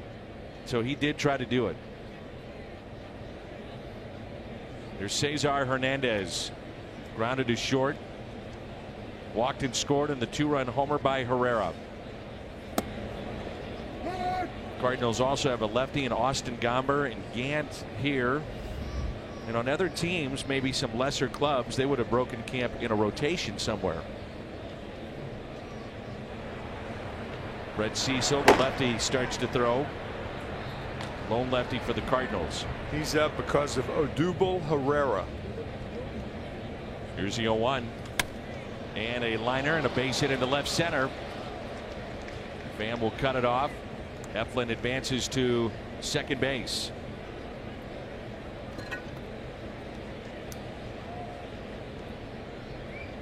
That should tell you what the Cardinals and the rest of the league think of Herrera when you get a lefty specialist for the most part up in the 5th. And you're only left-hander. That's right. Your lone lefty. Yeah. Herrera, by the way, who's at the on-deck circle, hitting .318 against lefties this year. Hoskins at the plate. Here comes Mike Maddox. Saturday, June 2nd, 30,000 fans, 16 and older, take home a Cardinals Saturday alternate jersey with an embroidered front logo. It's courtesy of Scott Credit Union. Also, prior to the game, fans will be granted field access on a first-come, first-served basis. It's photo day. It's a great Saturday at the ballpark. Ritz kickoff to summer weekend. Tickets at cardinals.com/promotions, and it's all coming up on Saturday, June 2nd. So the Phillies now with the infield hit by Eflin, a base hit to center by Hernandez. Runners at first and second. And Hoskins at the plate, reached on an error back in the first, scored a run on a single by Santana, and he's also struck out. Cecil continues to throw. Preparation for Herrera.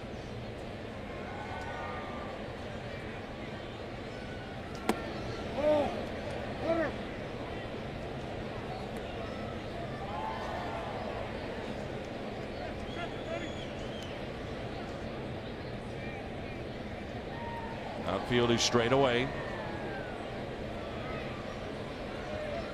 You think about the potential of a lefty. It also makes sense to an extent with Santana hitting .163 against left-handed pitching, who's following Herrera. Gant, though, would love a changeup, grounded to short, and a double play, and Cardinals go back on offense.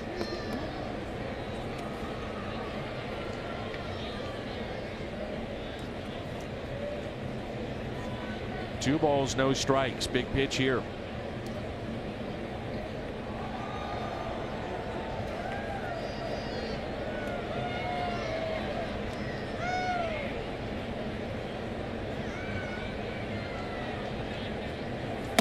Inside, 3-0.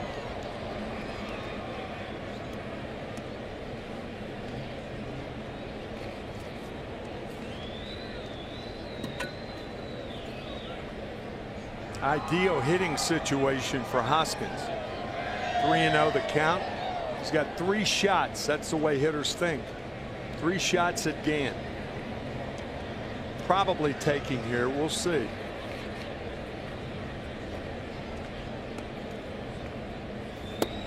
And he is 3-1.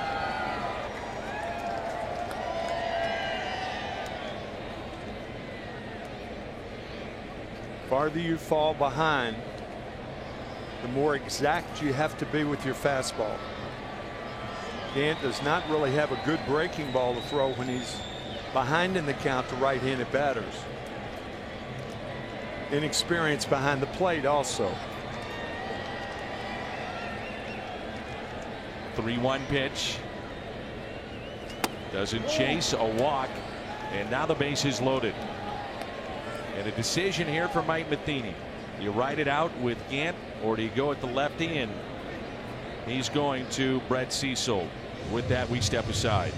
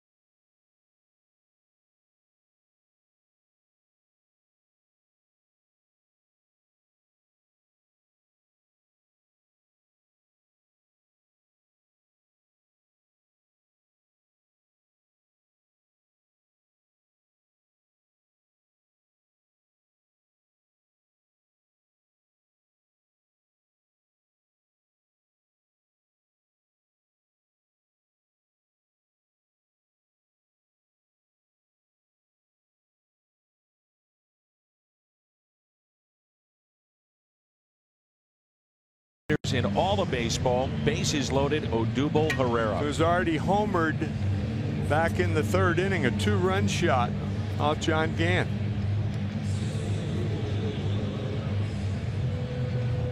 We take you back to the 3rd and the home run that was hit off of Gant. We had a pretty good day. Struck out 7, but is run into trouble here in inning number 5 and gives way to Brett Cecil. For Herrera, that was home run number 7, and he's driven in 29 this year.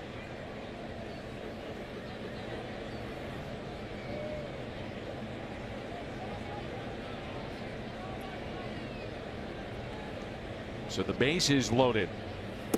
And ball 1.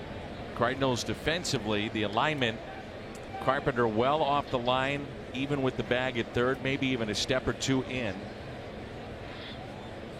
And playing him to pull on the infield, straight away in the outfield. Yeah, you had an idea about Herrera batting .318 against left-handed pitching. Here's a 1-0. We've seen at times a more consistent breaking ball this year out of Brett Cecil. Yes, that's true. Throwing it more for a strike than he did last year. A disastrous year for Cecil.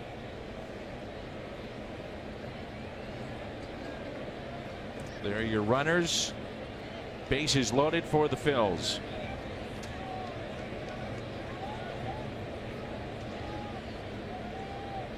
And the 1-1 hit on the ground. Out at second, and a wide throw, and it gets away, and 2 runs will come in to score.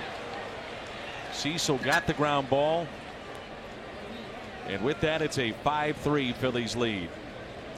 Jed Gyorko received that ball on the outside part of second base. Had to bring the ball back around, and the throw was errant.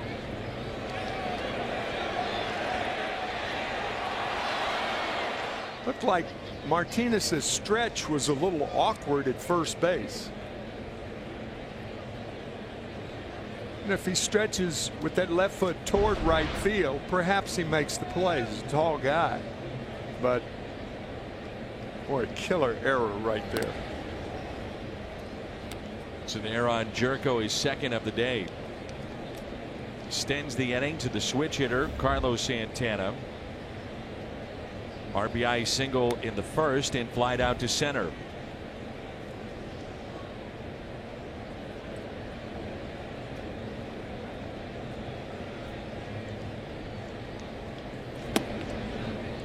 Brett Cecil did his job. He got the ground ball. Yep. So I guess that's 1 RBI for Herrera, right? Yep. The other not an RBI because of the error on Gyorko.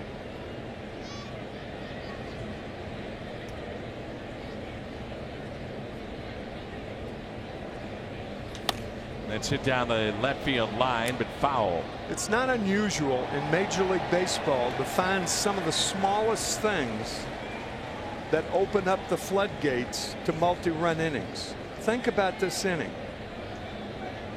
Gant fields a ball that would have gone foul.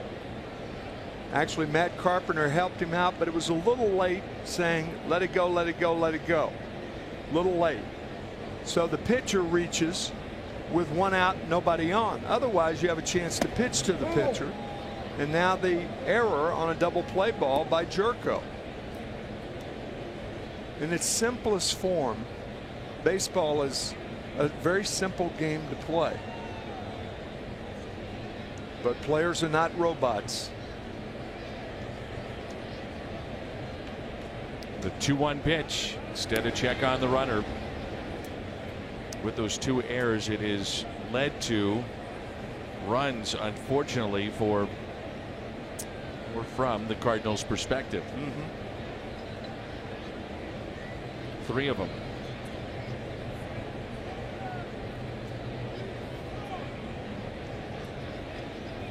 Error in the 1st inning. Rhys Hoskins scoring on a single by Santana. The 2-1 pitch. 3-1. That's why baseball is such a tough game to play, Dan. You've got to you've got to be good in all facets. You've got to be good as a thrower. You've got to have good hands defensively. You've got to have quick hands as a hitter. You've got to have a good eye. Can't swing at bad balls. It's a very difficult game to play for obvious reasons when you're around baseball all your life. But when you look back on games, some of the simplest games and reasons why you lost are some of the simplest things that all you have to do is let the ball roll foul or make the double play or this, that, or the other thing. I mean, the big home runs are not always the difference in the ball games.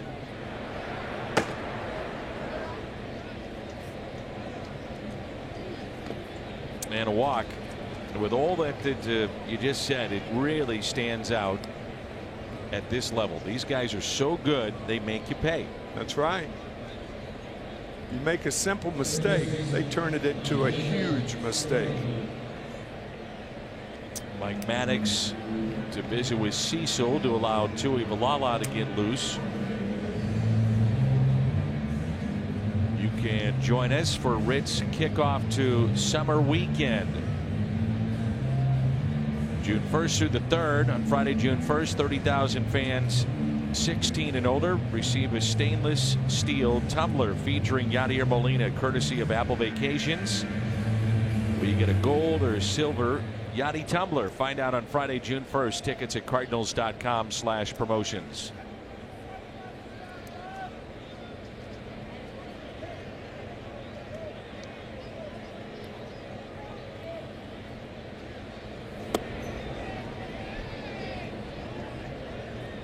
Maikel Franco, first pitch, a ball. 0 for 2. He's popped out and also grounded out to third.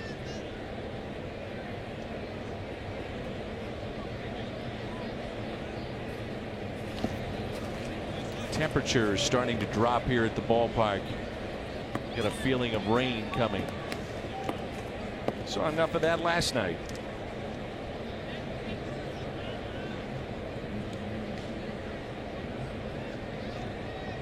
That's all I got to say about that. Concur.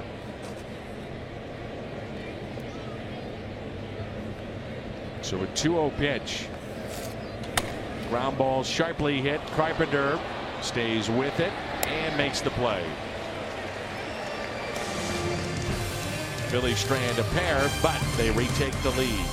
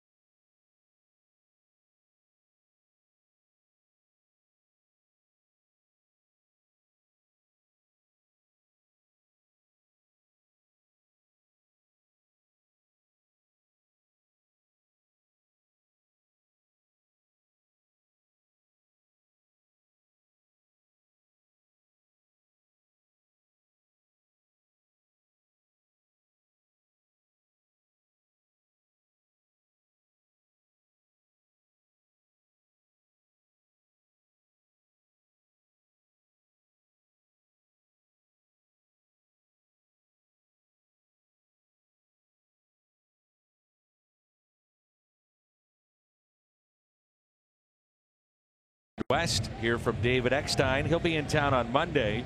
That's a theme night. Chance to visit with David and his wife, who has a new book coming out. And that's Cardinals Insider tomorrow at noon on Fox Sports Midwest. The pinch hitter for Brett Cecil will be Dexter Fowler.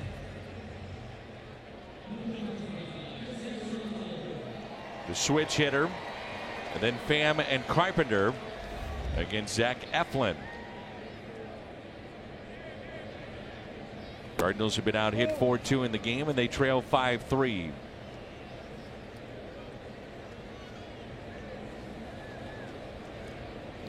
Been 6 unearned runs combined the last 2 games of this series. Let's cross the Cardinals here today, and they trail by 2.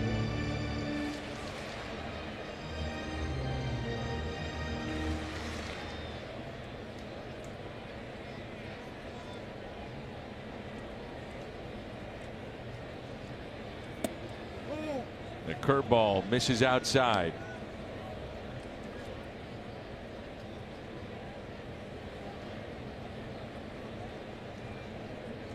Three infielders on the right side and a 2-1 pitch. The fly ball lifted into right field. And it drops. Fowler on his way to second. Standing up. Long way to go for Hoskins. Couldn't come up with it, and Fowler is aboard. Tying run comes to the plate. Well, credit Fowler being on second base and hustling the second base. And Hoskins had the awareness, and he made a stronger throw. There may have been a play on Fowler at second base.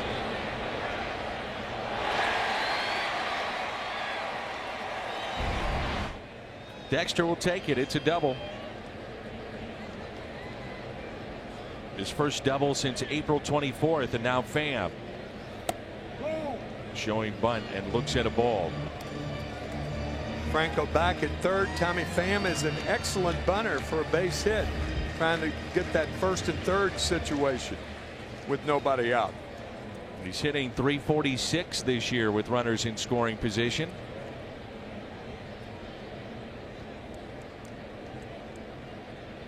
And the 1-0 to Tommy.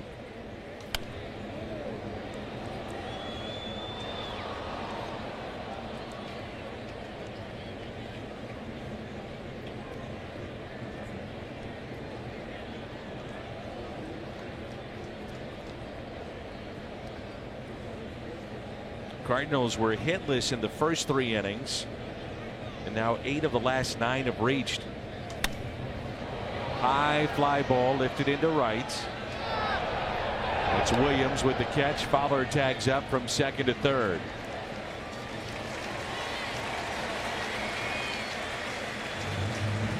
So Pham at least moves the runner up to third.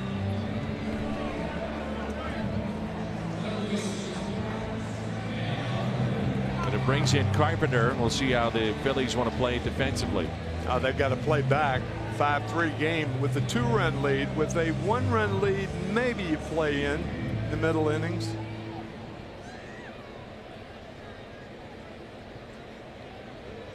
To me, the more the question I was kind of throwing out there with the statement, though, is how much of an exaggerated shift. Knew they were going to play back, but you could see in the Phillies not exaggerating the shift as much as they were in game 1. Yeah. Well, especially with Santana on at first base. If I'm Gabe Kapler, I move Santana back about 3 steps. I mean, we've seen Carpenter pace that first baseman in at bats in this series. Luis Garcia, reliever for the Phillies, throwing in their pen. Inside, 2 balls, no strikes.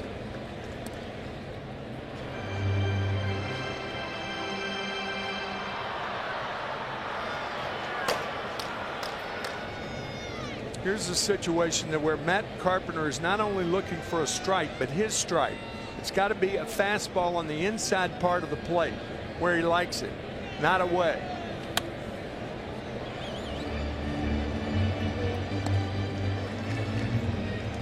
When Matt Carpenter first came up, he was hitting little flares to left, and we forget that.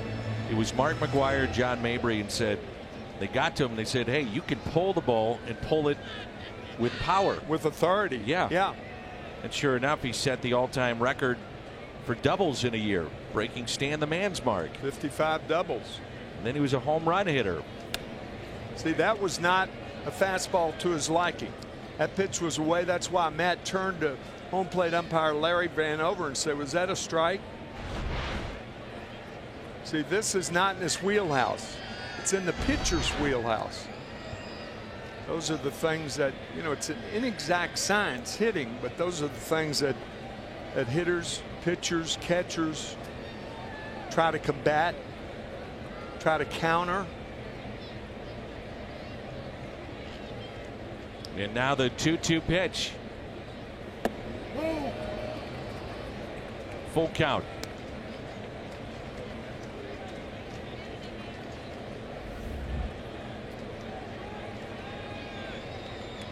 Wind is picked up here at the ballpark, blowing out to right. From the top of Ballpark Village, that shot. Dark, yeah, dark clouds rolling in. 3-2.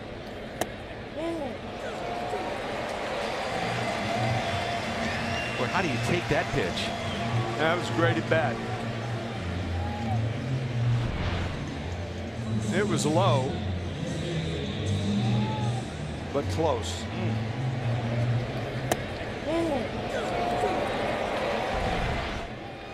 Here's Jose Martinez, runners at the corners. Think about this series, and maybe this is a jump start for the year of Matt Carpenter. He's had some good at bats in this series. Yes, he has. And that last day we mentioned earlier, that last game in Minnesota, where he had single, double his last 3 at bats. 2 on for Martinez. And pretty soon they're going to have to put on the lights here at Busch Stadium. It's gotten dark here at the ballpark. Jose Martinez with a big hit would turn the lights on. You bet. In this ballpark.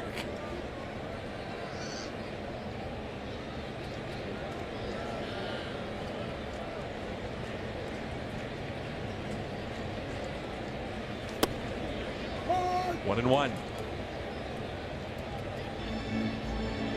Talking with Bob Gibson before the game about today's game.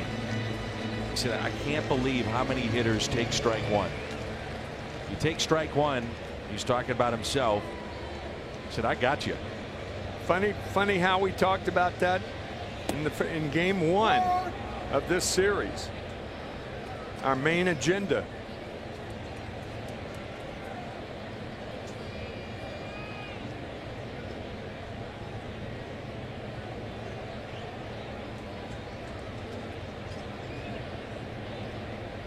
One ball, 2 strikes on Martinez. Pulled foul. Right now the ballpark has a look of when Robert Redford made his debut in the Natural. Hit one to right, tore the cover off the ball, and it started to rain. He slid into third. It has gotten dark here at the ballpark. That movie shot in Buffalo, New York at War Memorial Stadium in, I believe, 1961 or 2. Here's a 1-2. Martinez, little flare into right. It is caught. Fowler will tag up, and that'll make it a 5-4 Phillies lead. RBI 29 for Jose Martinez.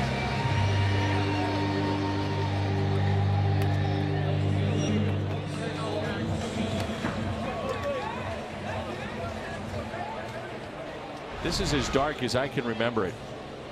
And with that, they're going to stop the game.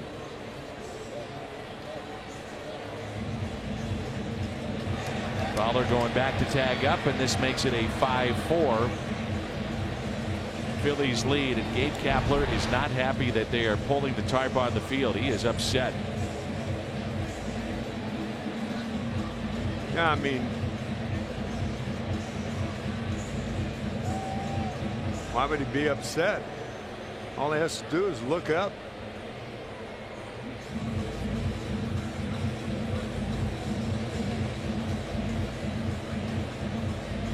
it's not exactly like the Phillies are leading 9-1.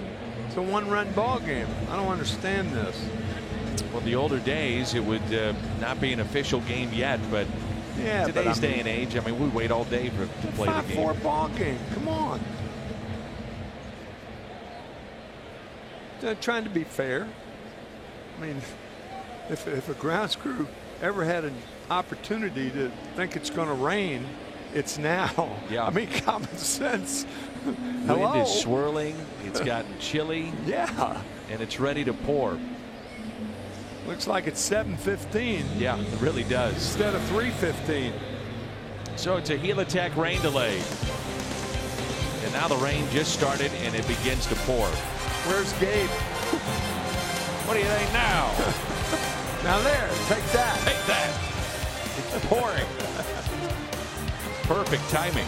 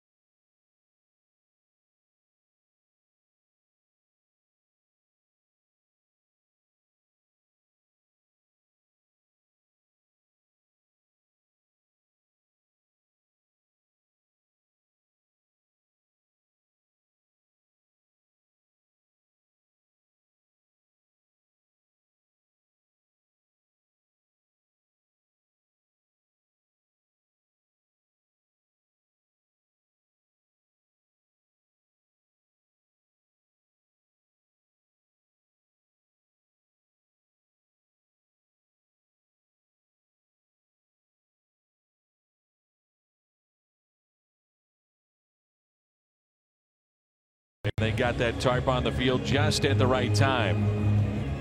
The Cardinals are trailing by the score of 5-4. There's a look at Luis Garcia. Both teams will have two different pitchers when we get back to action. Garcia for the Phillies, and for the Cardinals it'll be Sam Tuivailala. And when we do get back to action, it'll be a man at first base. That's Matt Carpenter, and Marcell Ozuna coming up at the plate. Take you back to the fourth and this inning and how the Cardinals scored their runs. Marcell Ozuna put the ball in play. Good things happen.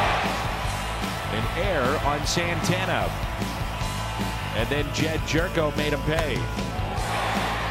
That would drive in two. They tie the game up at 3-3 in the fifth. Cardinals trailing 5-3, and then this soft liner into right off the bat of Jose Martinez to bring in Dexter Fowler.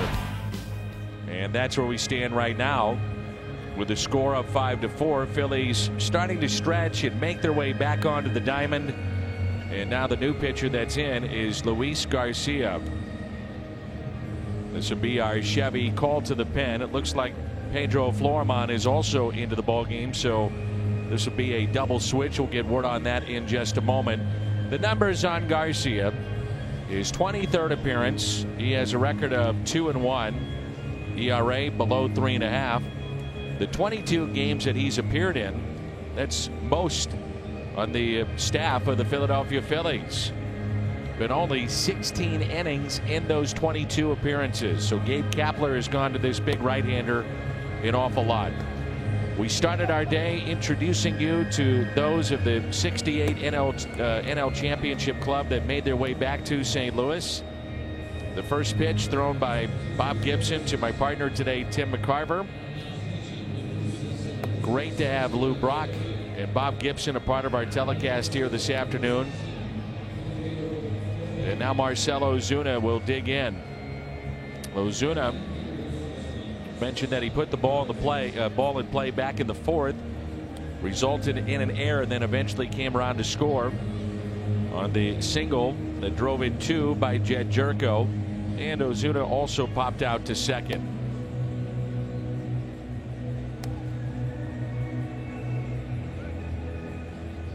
Scott Kingery is moved to third. He was originally at short, so Florimon is at short, and Kingery takes over for Franco at third base.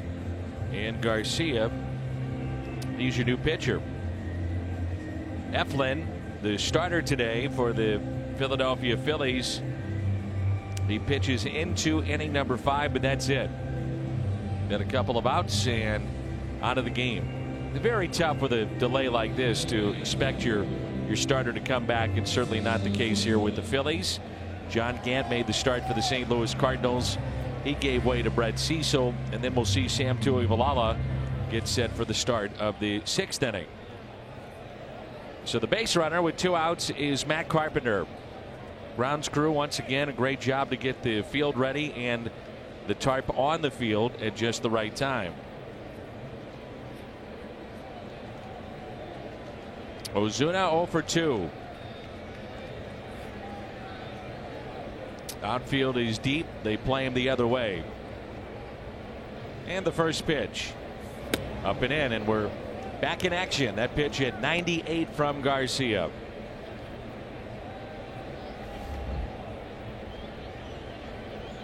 Cardinals with just 3 hits in this game. They've been out hit 4-3. Very short lead at first by Carpenter, and the 1-0 pitch. 1 ball and 1 strike. If you're wondering, the rain delay 45 minutes, and last night 1 hour and 35 minutes. As we ended game 2 of the series past midnight. The quick turnaround here for game number 3. 1 ball, 1 strike. That's the pitch there. Sometimes you'll see Ozuna pull off on. Who knows? Comes to a new city, new organization, some pressure that he applies to himself. That's the case with any player. He's still trying to pick up career home run number 100. Here's a 1-2 pitch. Had him out in front again, and a souvenir just below us to our right.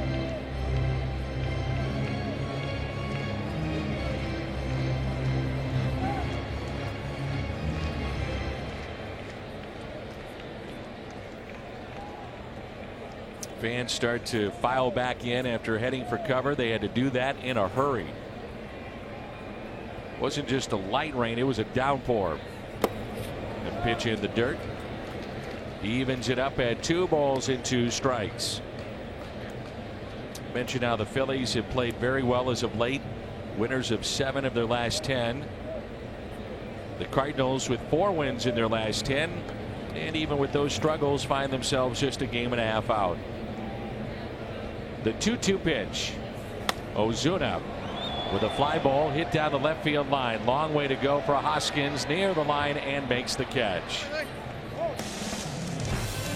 That ends the bottom of 5. Tuivailala coming on.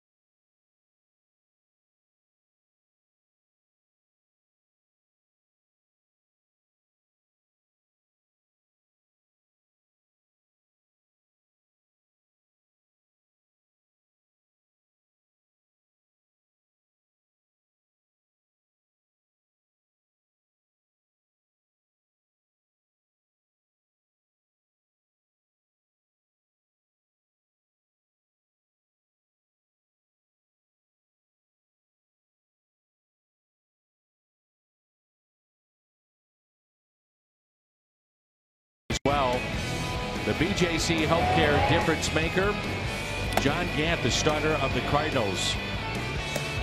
4 1/3, 3 hits, 4 runs, gave up 2 earned, and he is your BJC Healthcare difference makers. Worked out of the bullpen, he's been a starter and did a fine job today. He gave way to Brett Cecil, who now gives way to Sam Tuivailala. It'll be Nick Williams, Scott Kingery, and Andrew Knapp.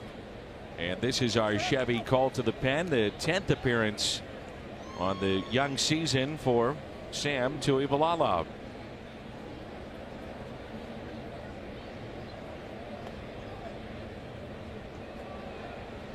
Nick Williams 0 for 2 with a pair of strikeouts and lines that foul. Look at the Hyundai pitch arsenal. Good fastball and a breaking pitch. More now the traditional 12-6. Incorporated a cutter for a long time, but now more the curveball used by Tuivailala. And a good curveball too. Rain delays in a baseball game sometimes can be a good thing. That's exactly right. Especially when you're having a reunion. Well, it gave me a chance to go up and the suite here at the ballpark and see Julian Javier. He's got 20 grandchildren, 7 great-grandchildren. I think most of them were here today. That's great. His son's a doctor in Florida, Cheech. And I remember Cheech, and just what a beautiful family. I mean, and Ray Washburn and Bev, and talking to Ray Washburn, you talk about a guy who could buzz the ball when he was young. He shut out the Jersey City, and I forgot their their nickname. Jersey City in 1961 shut them out 6 times. 6 times in one season at old Roosevelt Stadium in New Jersey, right across from New York City. And broke bats. He was nasty. That's a nasty pitch right there. Good curveball from Tuivailala. It brings in Kingery, who's 0 for 2. Talking with Bob Gibson before the game today, and just how the game is played, how it's pitched, what hitters are doing with launch angle. And he said one thing that I could do, meaning Bob, what he's talking about, is pitch up. He said, I pitched up with a fastball. And I said, well, you had that little extra giddy up too. He said, absolutely. Yeah. And that would allow me to pitch up in today's game. And then we talked about, guys take that first pitch strike a lot. This looks to be playable. Barron is over, makes the catch.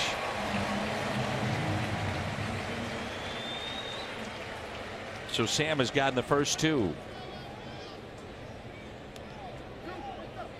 In 1964, in Game 5, Bob started. He eventually went 10 innings, beat the Yankees 5-2, and with 2 out and 1 on in the bottom of the 9th inning, Tom Tresh hit the first pitch for a home run. A ball down and in, hit it to center field at Yankee Stadium. The only reason that the Yankees didn't win that game was the play that Bob Gibson made on Joe Pepitone. A lot of people have forgotten about that, but it was a basketball play. It was a play on a ground ball hit back. Pepitone ran fairly well, and Bob knocked it down and threw it off balance going toward third base, and only Gibson could have made that play. Otherwise we lose the game 3-2. Harlem Globetrotters played basketball at Creighton. On his way to the Hall of Fame, Bob Gibson. I interviewed Tom Heinsohn once, and he said, I had 30 points the same night that your partner had 30 points. I said, what do you mean my partner? Who's my partner? He said, Bob Gibson. Wow. I said, Tom was with Holy Cross. Creighton was playing Holy Cross. They both had 30 points that night. It's a pretty good talent. That's Bob Room with Meadowlark Lemon of the Globetrotters. Bob felt it got a little too goofy for him, the competitiveness of the Globetrotters. Yeah, because he had to do what the Globetrotters said do. Bob wanted to make points. Bob wanted to win. Well, they were going to win. They were going to win, but in unorthodox ways. That's right. Tell you what, Tuivailala looked sharp. They scored the 6th inning. Ball. My gosh. So it'll be Jerko to lead things off. He's driven in 2 today. Jerko, Wong, O'Neal coming up.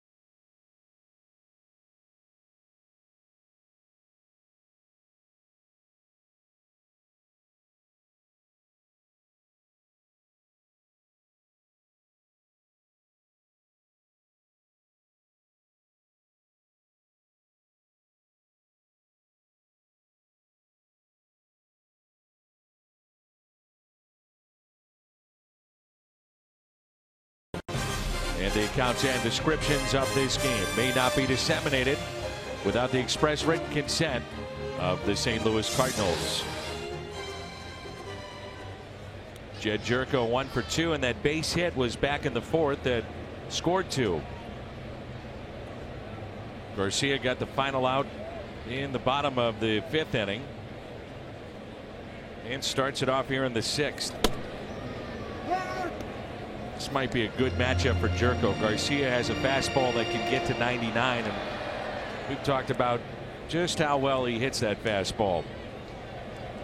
Turn any fastball in the National League around. It's a breaking ball there, 0-2. 2 nasty pitches from Garcia.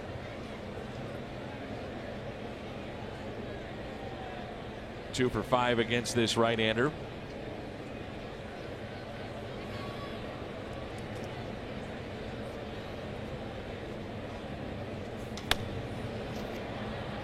The pitch that's popped up on the infield. It's Pedro Florimon, as you remember, part of that double switch.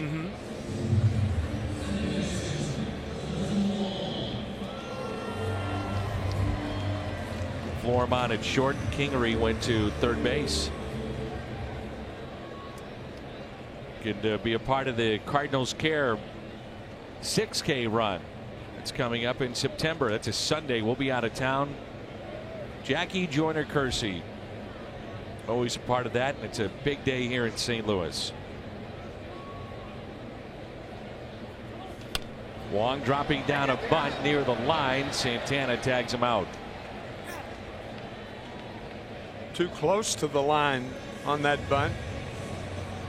Easy play for Santana, but what Colton was trying to do was to get it between the pitcher and the first baseman.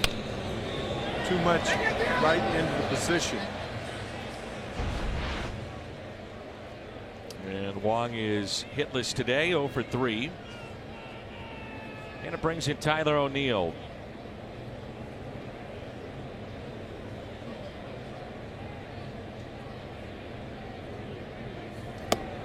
Spins away from a breaking ball.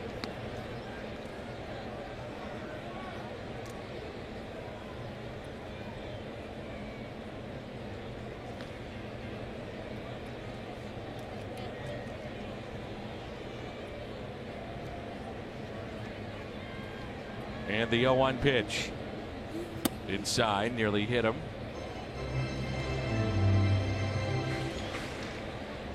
Funny how we talk about it, how the game's changed. I mean, neither the first baseman nor third baseman are on the line to prevent against the extra base hit. Used to be so automatic. Kenny Boyer was the first guy that introduced that term to me, guarding the line. I said, what does that mean? I was in the big league. I said, what does that mean? What do you mean, guarding the line? You hadn't heard that before the bigs? I had never heard that. I was in my first year. I was 21, in my first full year with the Cardinals in '63. I'd never heard the term guard the line, which gives you an idea of what kind of training I had in the minor leagues. Joe Schultz, boys, you got to pound that Budweiser. That was Joe. That was the training. That was the training. He was like a father to me. He was my manager for 3 years, 60, 61, and 2. 3-1 pitch. O'Neill out to deep left. First home run in the big leagues. Ties it up at 5.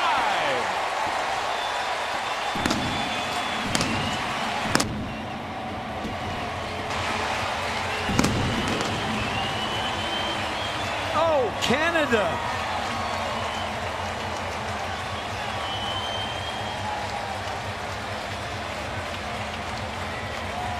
$45,000 Canadians here at Busch Stadium.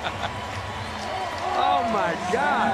And I mean, did he crank it at the front of the line? He loves it and should. They want a curtain call.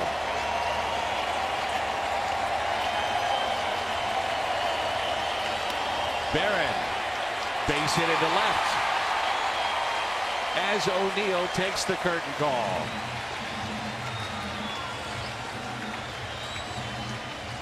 See, Stephen Barron hasn't been around long enough where fans here in St. Louis, they will do that. And other places, they just don't. And Barron picks up the hit. They'll throw that ball out. A couple of neat moments back to back, the home run and the first hit. First extra base hit, first RBI. First home run, obviously, after getting his first hit last night. And now Barron back to back. Does Tyler O'Neill look like Jim Edmonds? A little bit. A little bit, doesn't he? 392 feet. The pinch hitter now is Greg Garcia. And a strike. Boy, he crushed that ball. Got out of here in a hurry. I don't know if I've ever seen that where a rookie's getting a curtain call and then the next guy up gets his first ever major league hit during the curtain call. Not the best of timing, but who cares? That's a great point and a great observation. I don't think I've ever seen it either. Where the first major league hit for a new team is during the curtain call. Yep. Stephen Barron's thinking, man, they do this with every first hit. This is incredible.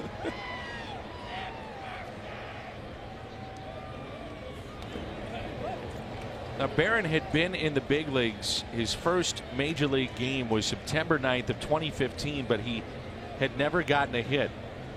You know that was weighing on him for a few years. You get up to the big leagues and you don't get a hit. It's happened before, but sure, that'd be tough to live with. You're up for a while, and then it's going to take you 4 years to get your first major league hit. Long time coming. Perseverance. Yeah. Here's a 1-2 pitch to Garcia. Pulled the string and a strikeout. Tyler O'Neill, his first ever big league home run. He knew it too. It ties the game up. 5-5.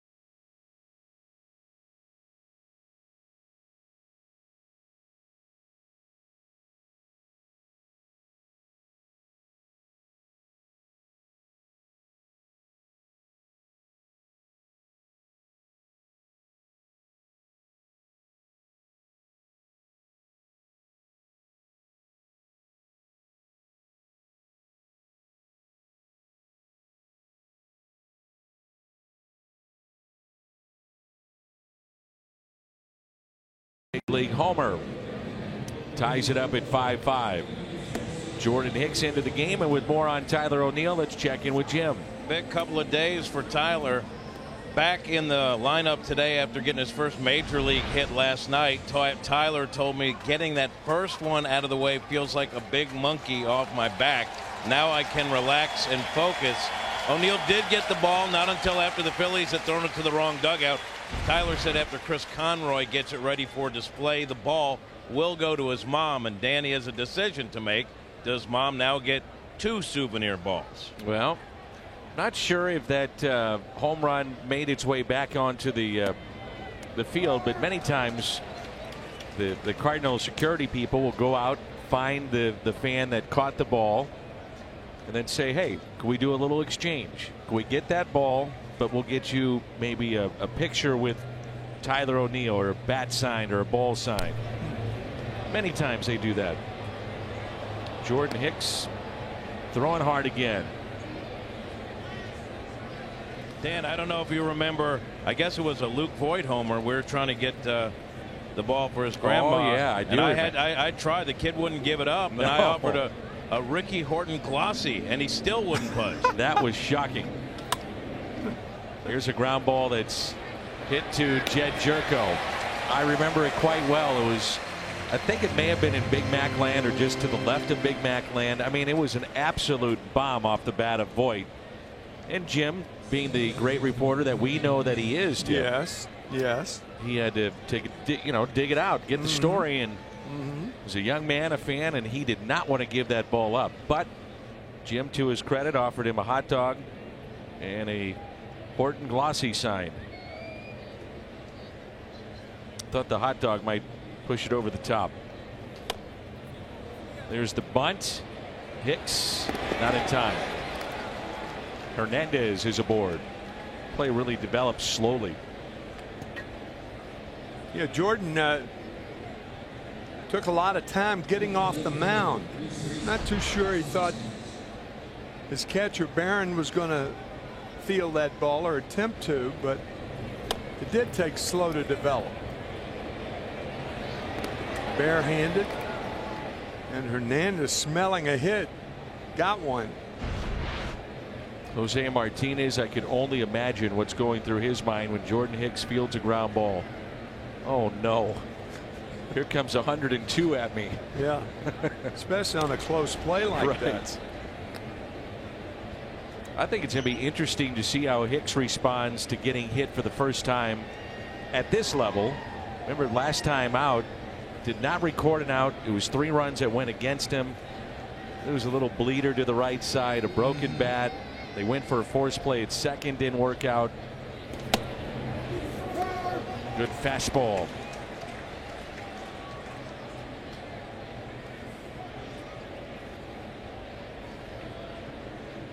It was the 4th bunt hit for Hernandez, 2nd most in baseball. Good speed. He had a stolen base back in the 3rd. Oh.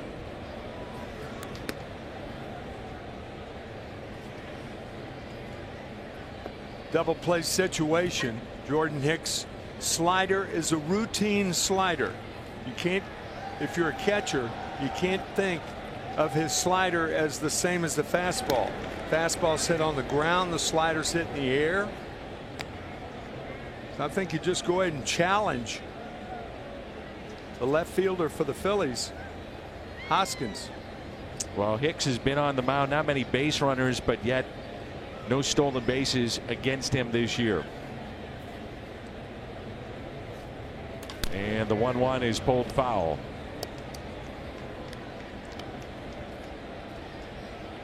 Been remarking and talking about Bob Gibson today, and rightfully so, as we celebrate 68. And I was talking to Bob about Hicks, and he really likes him. I mean, obviously there's a lot of reasons to like him. But we're talking about 102, and he said, you know, it's amazing to me, everybody can hit a fastball. Everybody. You can throw it 200 miles an hour, and big league hitters today, and for the most part for a long time, can catch up with a major league fastball.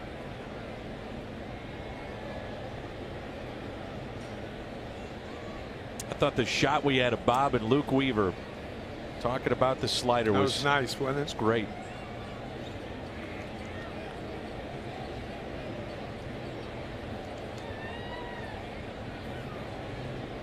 The 2-2 pitch could be a double play ball. Wong back to the bag, and that's all they'll get. Boy, Wong has got great range going to his right.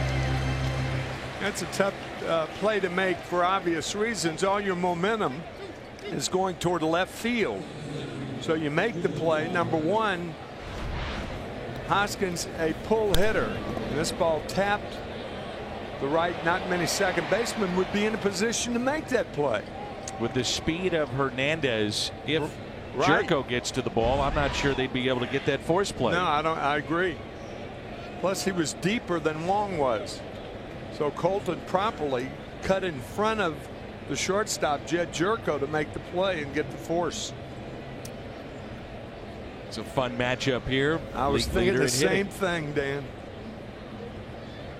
A young flamethrower against the top hitter right now in the National League in terms of average.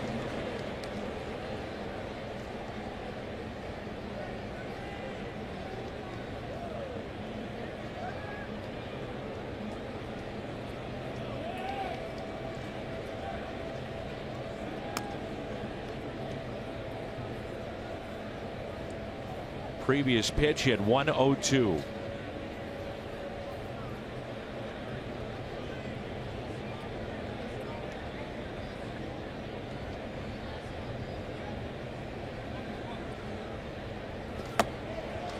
.103. I have not seen that this year. 103. Just posted that up on the board here at the ballpark, and the oohs and the ahs. Well, keep in mind that the Cardinals have had a guy that threw the ball over 100 miles an hour, and that's Trevor Rosenthal. We forget that.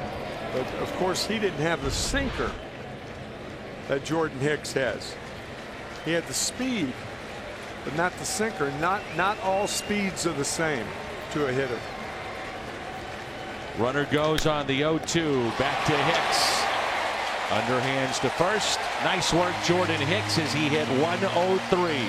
The Cardinals have tied this game up. And we go to the top of the lineup. And Tommy Pham, Matt Carpenter, and Jose Martinez. On a day we celebrate 1968.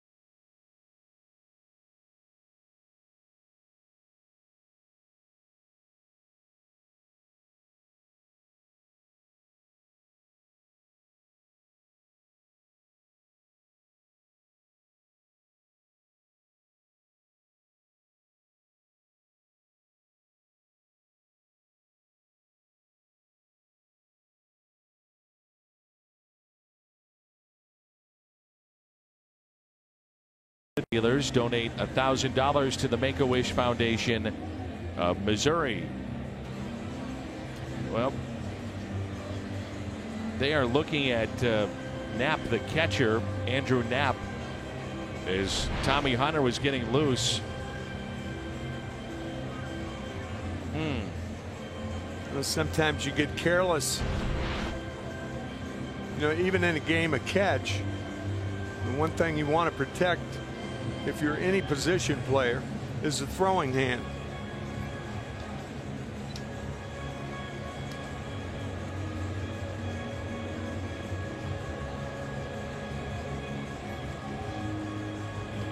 In 1970, on May 2nd, I got careless with Willie Mays as the hitter and Lowell Palmer, who actually pitched for the Cardinals at one time. Count was 0-1, and I was protecting my hand, and I allowed it to, with the back of the hand facing our pitcher Lowell Palmer. Willie Mays was fooled on the pitch off the end of the bat, and it just crushed my right hand.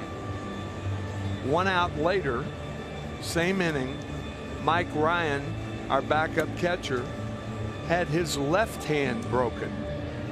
So both catchers out. I broke my right hand. He broke his left hand in the same inning, 1 out apart. So who caught then after that? Jim Hutto, an outfielder, who caught sparingly in the minor leagues. Then they called up a catcher with the Phillies, a Curt Floodless Philadelphia Philly team. So Tommy Pham, 5 hits aside, 5-5 game. Tommy, a base hit back in the 4th to left, and a run scored.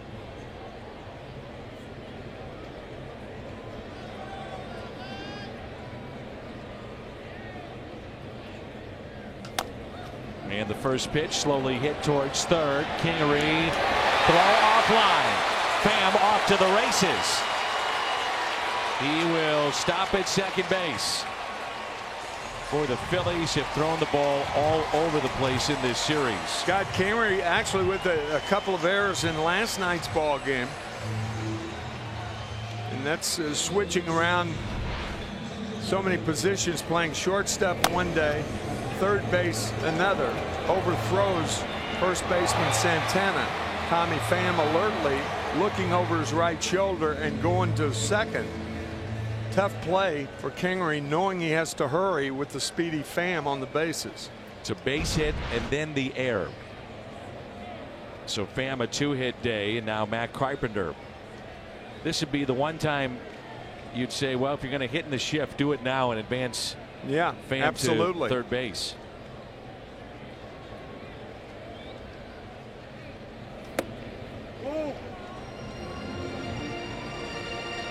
Not really giving yourself up by pulling the ball. That's what Carpenter does anyway. That's why they're shifting.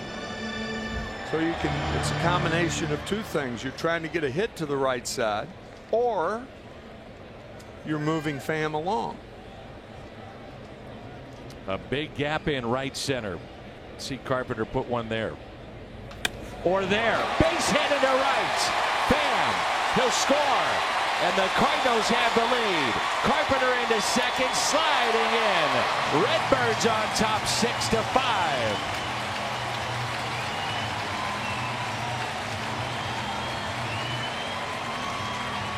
RBI number 16 for Carpenter, who continues his hot hitting. 2 walks today. 5th double of the year.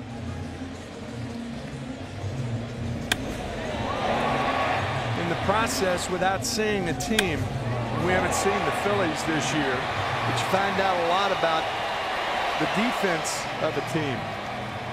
Scott Kingery, his 3rd error in 2 days, and Matt Carpenter, that ball into right field, overthrown at second base. It was the arm of Nick Williams. 5 errors in the last 13 innings of the series for the Phillies. And the Cardinals, it's one thing you make an error, but it's another when you capitalize, and the Cardinals have done that. Yes, they have. So the runner at second is Carpenter. Cardinals now on top, 6-5. And here's Jose Martinez. RBI back in the 5th inning. His 29th of the year. Carpenter 4 doubles in his last 4 games. He's raised his average 38 points in the last 4 games. Cardinals have come from behind today twice, from 3-0 and from 5-3, showing pluck and determination.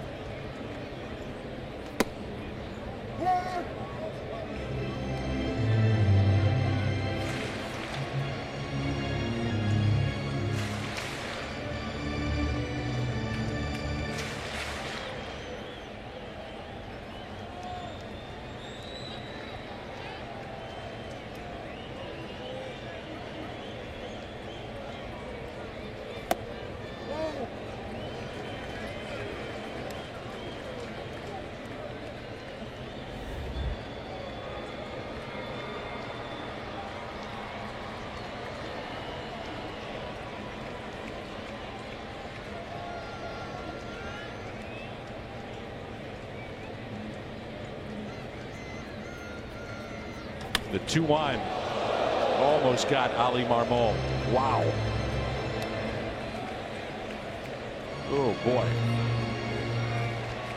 That's why coaches, it's mandatory that they wear plastic helmets in the coach's box.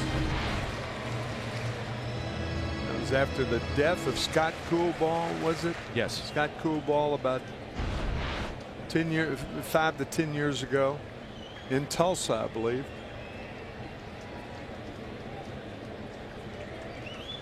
The 2-2.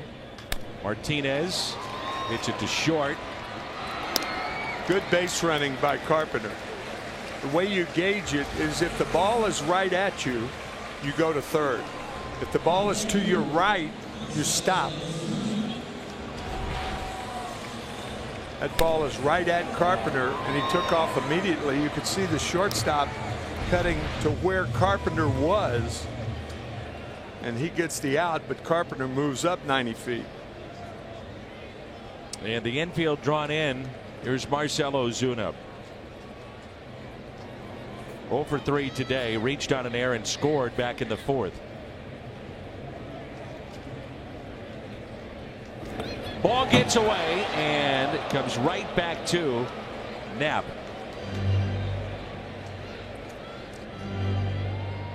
That's a good read right there. That ball came right back to Knapp.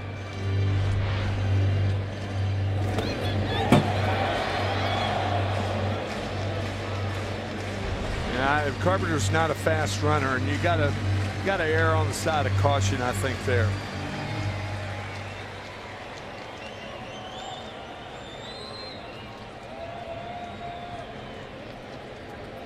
Ozuna hits it sharply to Florimon, and Carpenter is tagged out. Well, the troubles for Ozuna continue and continue.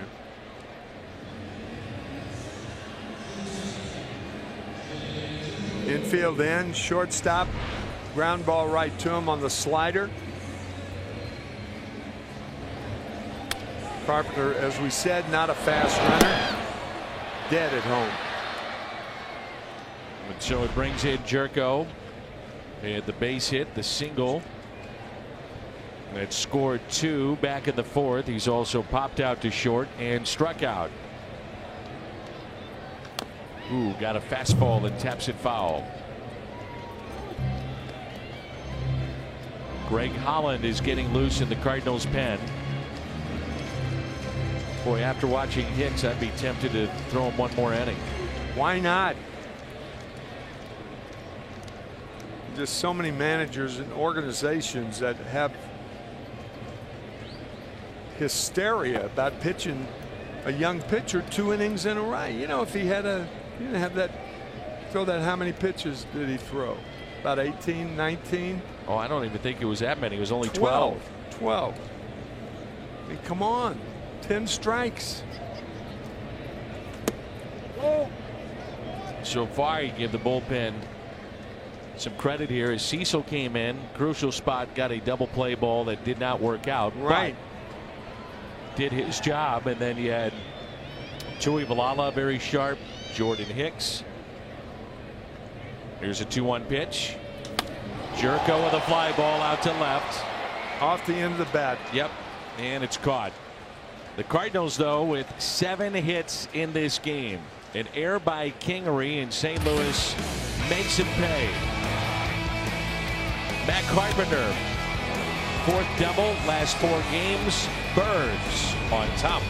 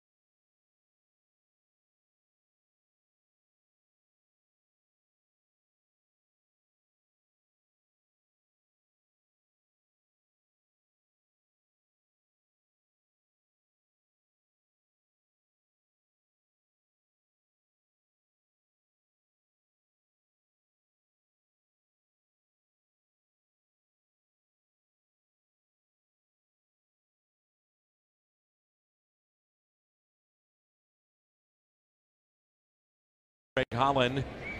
This will be appearance number 16.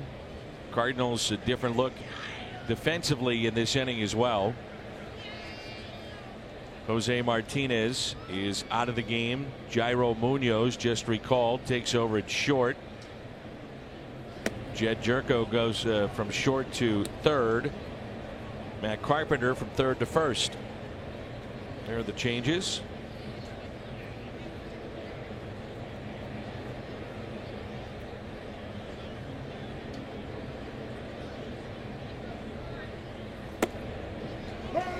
One ball, one strike on Carlos Santana.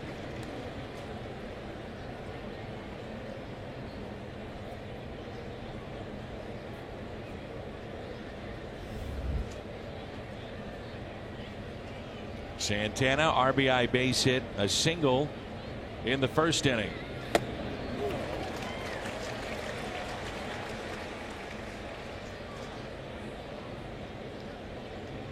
Been tough for Greg Holland signing late with the Cardinals. Had almost no spring training. Had no spring training. I think the Cardinals were 2 weeks in when Greg Holland signed. Maybe 3 weeks signed him on in? opening day. Oh, signing. Yeah, opening we were in day. New York. Okay, that's right. And it was only about 1 week. He made 2 or 3 appearances in the minor leagues. That was it. You certainly, you don't fault Mike Matheny if the reports are coming back that, hey, right. he's ready to go. You use him. This is an all-star closer. Absolutely. The 2-2 pitch. It's fouled back. I've got to wonder if more free agents, though, with guys like Holland, Lance Lynn, Alex Cobb, that were holdouts and didn't sign until late or had no spring training, and they're off to slow starts. If there's going to be more free agents that say, I need to sign and I've got to use, especially pitchers. And particularly guys who are in the bullpen. Yeah. Because they're the ones that need the work, and they're the ones who are more or less going to pitch immediately. Oh.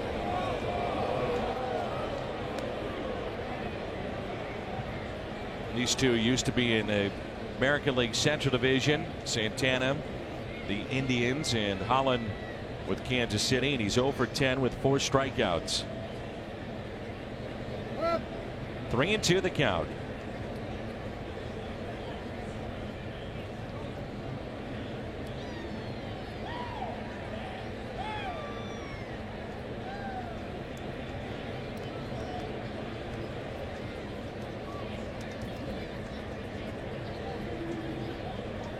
And a ground ball. Tricky hop to Carpenter. He'll take it, handles it, flip to Holland for the out. I think it hit the bag, Danny. It may have. I think the front part of the bag could have been a very tough play for Matt Carpenter. He stayed with it to Holland covering. We'll check it out. No, it did not. It's one of those balls. It's got top spin and it hits perfectly where it jumps. Aaron Altair will be the batter.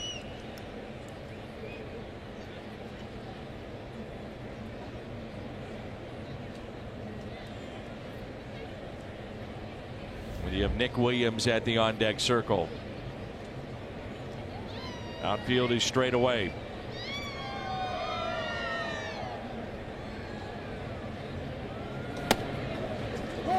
Strike one.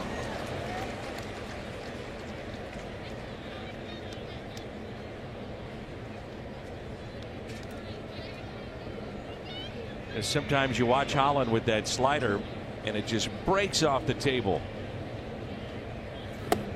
That's a better one. Good change right there. Sometimes a guy, it's either a change or a slider. Sometimes a guy, by his very grip, will take something. You hear that a lot. He took a little off. Maybe he didn't intend to take it off. He just gripped it tighter. Well, it's what Bob was talking about, taking a 2-seam grip and using the pressure point of the index finger. And the pressure point of of a middle finger on the seams of a baseball could be light, heavy. Strikeout of Altair. Good slider to get Altair. Here's the grip right here. See it? It's a slider, almost like it's a funky slider. It's not your normal slider that can be picked up easily. I think part of that too, Tim, especially for left-handed batters, he jumps at those hitters. Yeah, that there is something to that. I mean, watch how he falls off the mound here on this pitch. It's going right at the left-handed batter. What does that make you do? It makes you commit too soon. That's the one thing. Remember, hitting is quick hands and waiting. And anything a pitcher does that makes you not wait is good for the pitcher.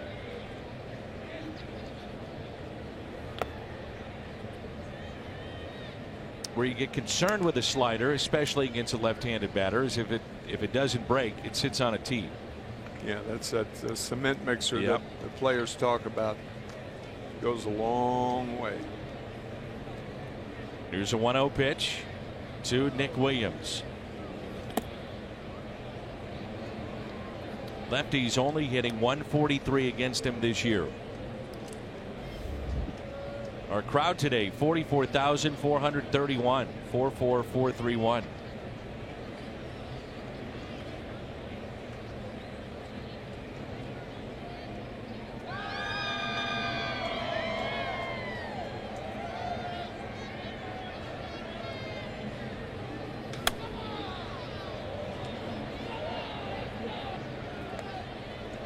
You always talk about what if. What if Holland can get back to the level that he was, and a Jordan Hicks and a Bud Norris at the back end of games? You're talking about a bullpen that could be very good. Mm-hmm.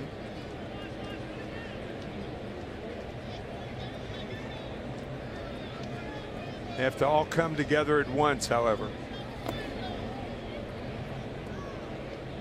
3 balls, 1 strike. 2 outs, nobody on. 6-5 St. Louis.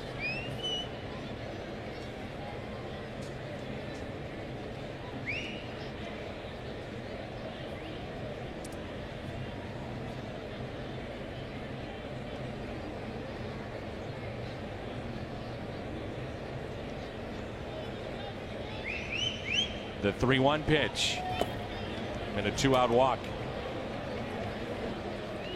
Sunday, June 3rd, 30,000 fans 16 and older take home a unique bobblehead of former Cardinals pitcher Chris Carpenter, his memorable slide during the 2011 World Series.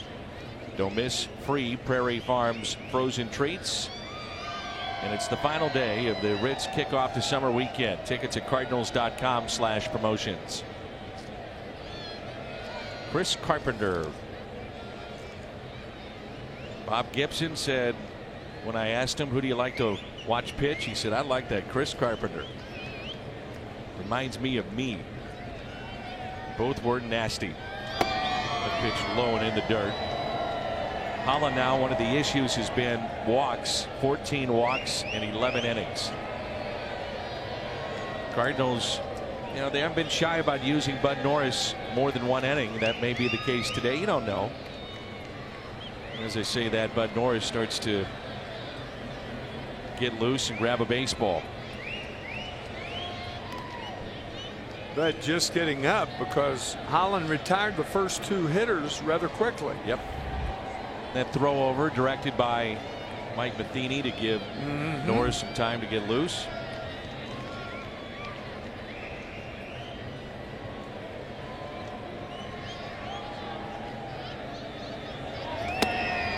Ball, 1 strike.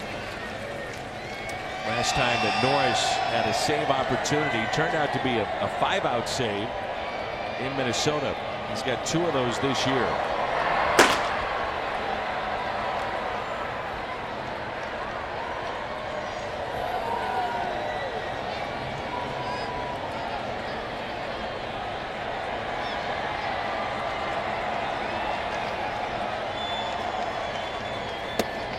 Inside corner, 1-2.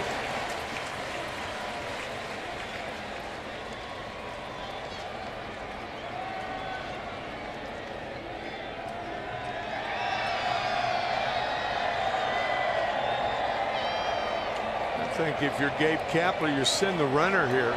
Hope that Holland throws something in the dirt. It's a great point when you think about his slider. A lot of pitches in the dirt. Right.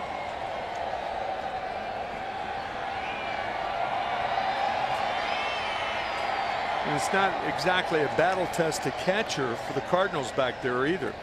And Stephen Barron.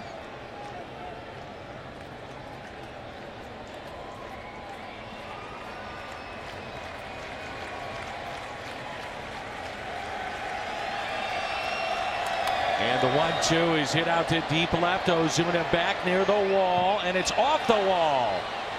It's by Ozuna, and the run will score to tie this game up.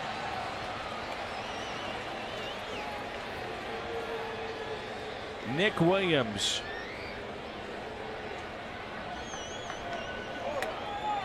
He was able to reach, and then Kingery atones for the error. He atoned for all 3 errors. 2 last night, 1 today. That ball, actually, Ozuna too close to the wall, and you can see Munoz almost reaching that ball. The triple for Kingery, his 2nd of the year.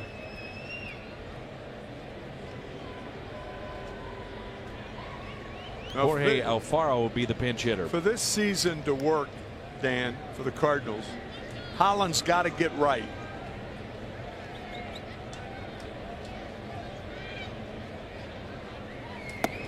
Thus far, he's not. But for the Cardinals to do anything, you just can't continue to rely on Bud Norris. It's been falling behind. 1 of 5 first pitch strikes. He had the 2-out walk and then the triple by Scott Kingery.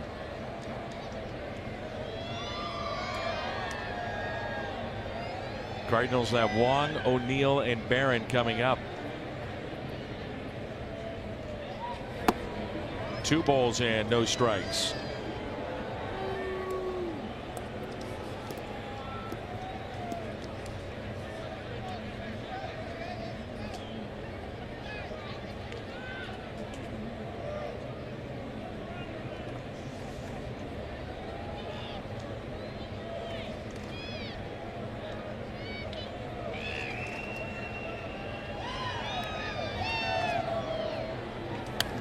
Two balls, 1 strike.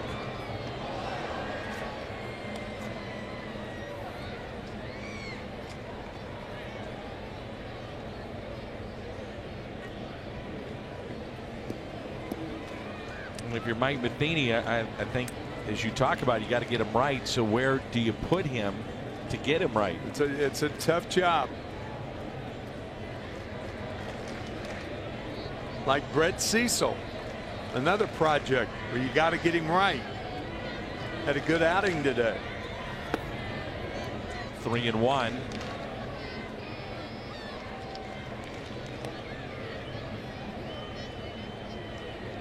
If he walks him here, you've got Florimon coming up.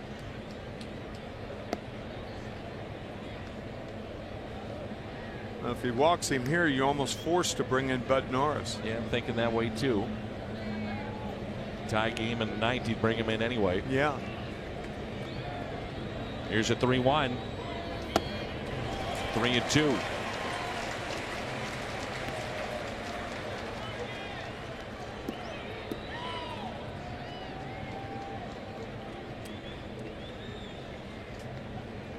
He's had 14 walks this year. 6 of those 14 have come around to score.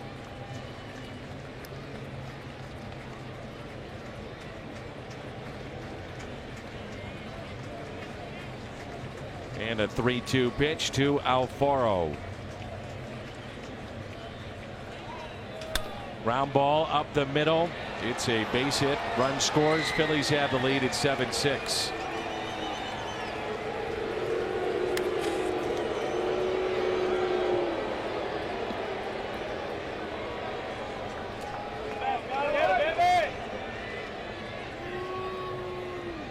The 2-out walk, then the triple, and now an infield hit.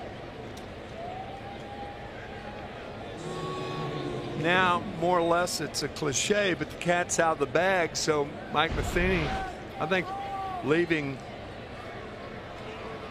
Holland in there. I was just going to say, probably going to leave Holland in there to see if he can get back on that pace, but he's going to put Bud Norris back in the game. A little mystifying, I think.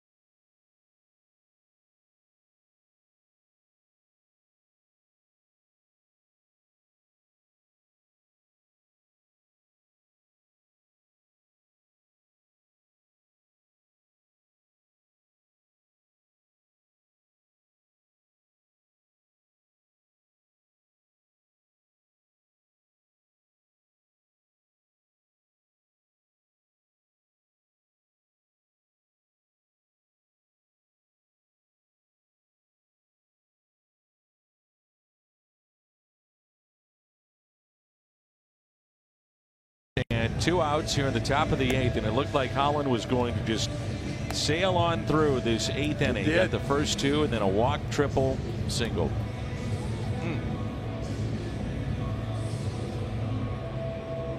That walk opens the doors for a lot of bad things that can happen. 13 of 14 inherited runners have been left stranded. 7th in baseball by Bud Norris.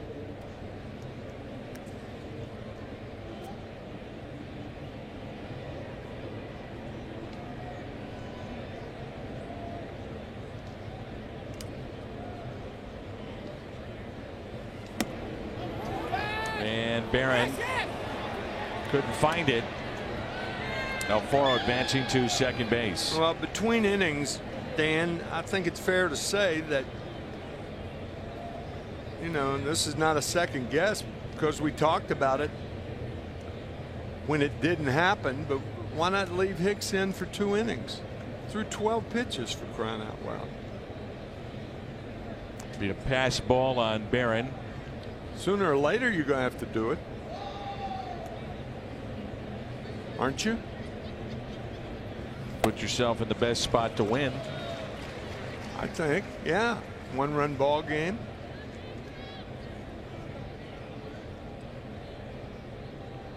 Hicks gave up a bunt single, and that was it.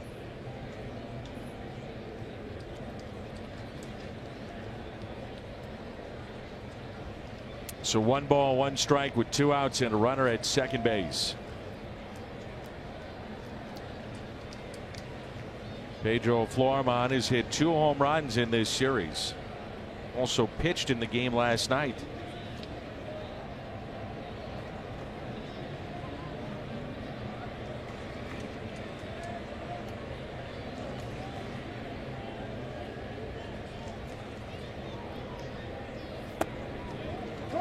One and 2.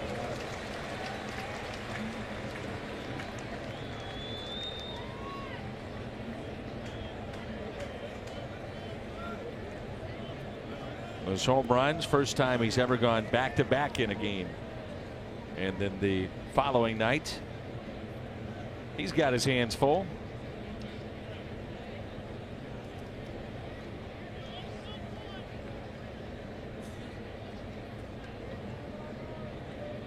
One and two the count.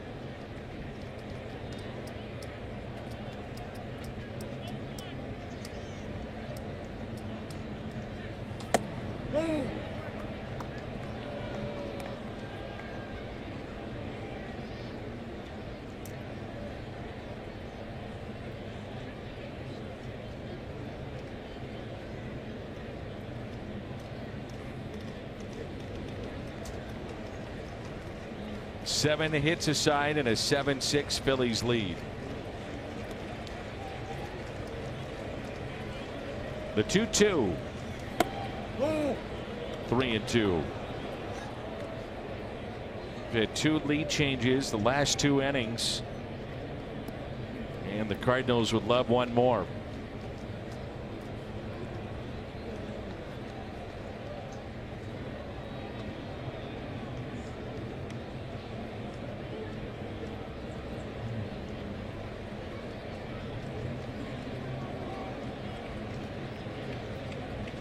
Three-two, Norris to Florimon. He walked him. Four consecutive batters have reached after Holland got the first two. We head back to the top of the Phillies lineup and Cesar Hernandez. He's been on base 3 times.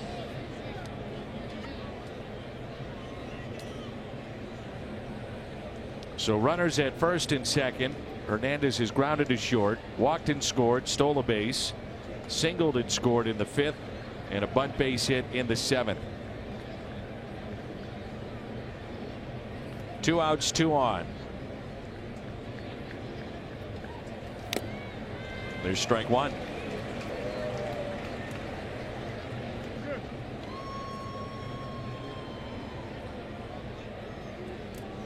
Cardinals were down 3-0 in the game, tied it up 3-3 in the 4th. Fell behind 5-3. St. Louis with runs in the 5th, 6th, and 7th. Short-lived lead. Now 7-6 with the Phillies. 2 spot here in the 8th and trying to add more. 0-2.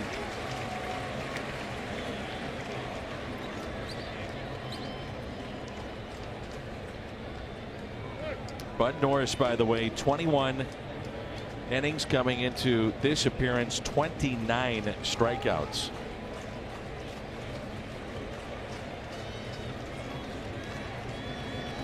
And a very good backdoor slider, one that he throws away to left-handers.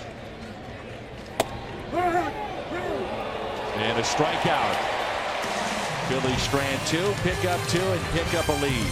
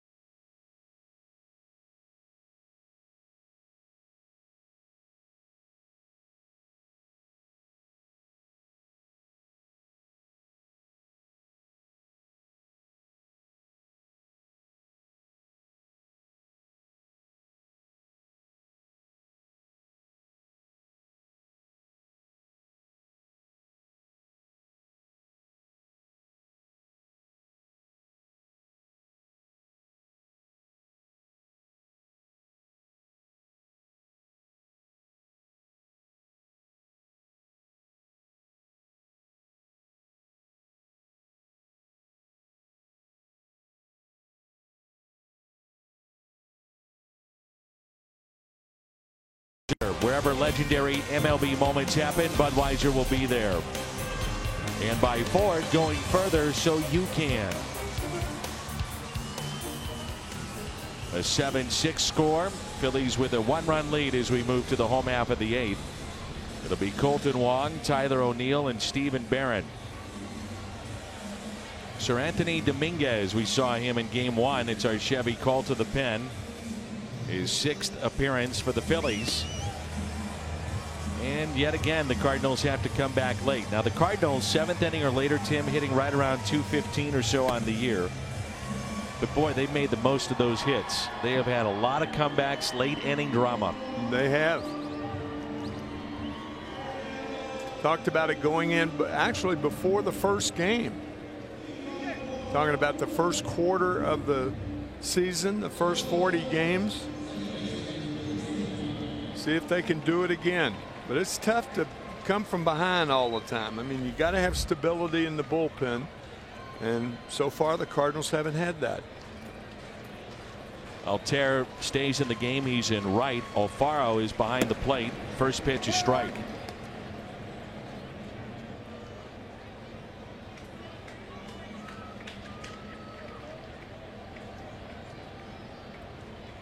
And the 0-1.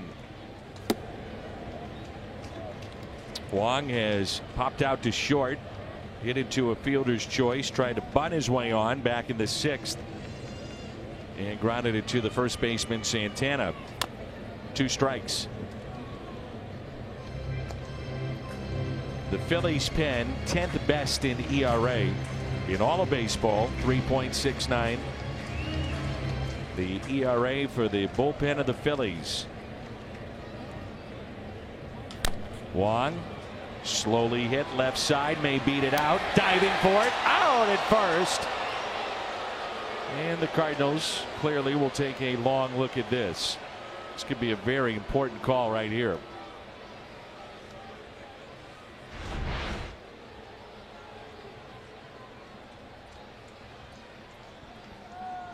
Ooh, that's close. It was very close. To the naked eye, I thought he was safe. Cardinals will challenge. You know, it's almost like he withdrew his left arm as opposed to leaving it fully extended. I don't know. I'm still not convinced that you don't reach first base quicker by not sliding head first. One replay, I thought he was safe. The other one, I thought he was out. Flip a coin. You know what I find too? The more I watch the replays, the more I then disagree with myself.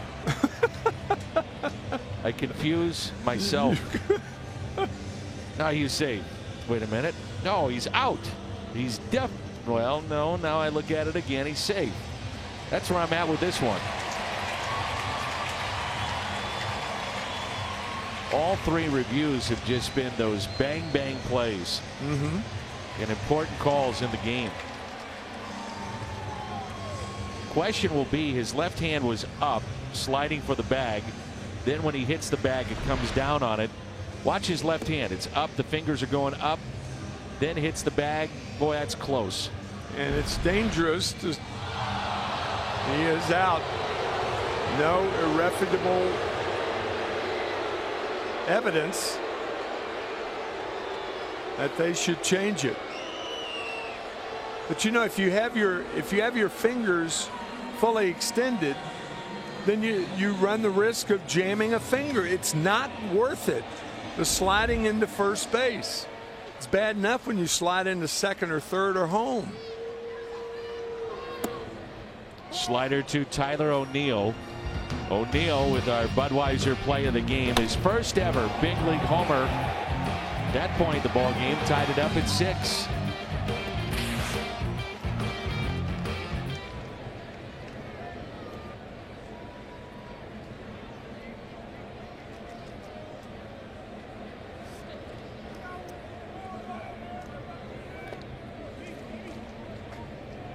A ball and a strike. O'Neill was on a tear in the minor leagues. Cardinals hoping that carries over to some appearances here in the big leagues. And a liner that's caught. Santana leaping for it. Takes an extra base hit away. Would have been an extra base hit. I didn't even think about that initially. But that ball would have squirted toward the line. And Altair was playing a little toward right center field. So that takes away a double. Nothing you can do about that. Here's Stephen Barron. Barron, first ever major league hit in the 6th inning. He's also struck out and flied out.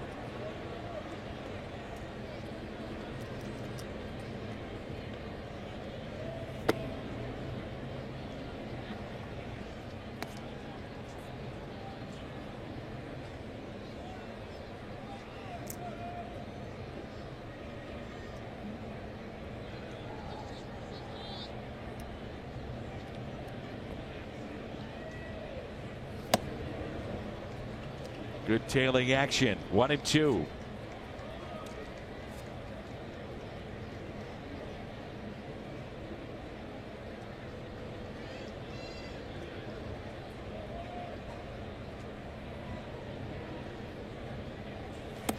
And he struck him out. Sends us to the 9th, and it's a 7-6 Phillies lead.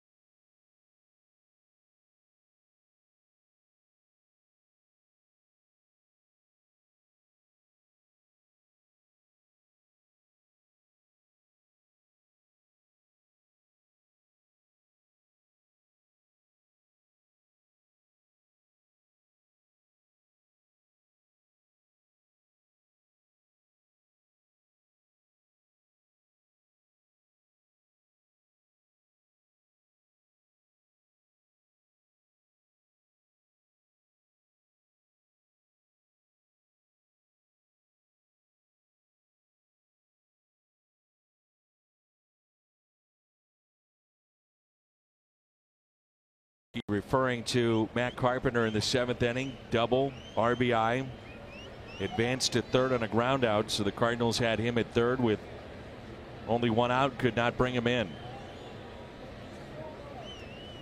Here's Hoskins, first pitch fouled back.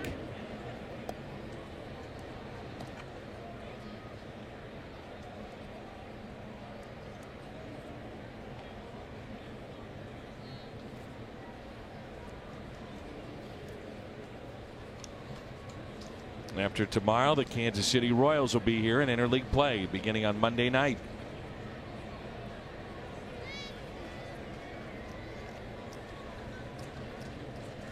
Here's the 0-1. Out of play. 0-2. Few things I'd be curious with Mike Matheny if he flirted with the idea of Hicks for one more inning. There was talk that the Cardinals may use Hicks as a Archie Bradley type, that Arizona, you know, multiple innings, dominant kind of stuff. What point did he think about bringing in Norris? Was it even earlier but that inning just unraveled very quickly with the walk and then the triple. It did. The 2 quick outs. The strikeout of Hoskins. It's 12 strikeouts in the lineup of the Phillies.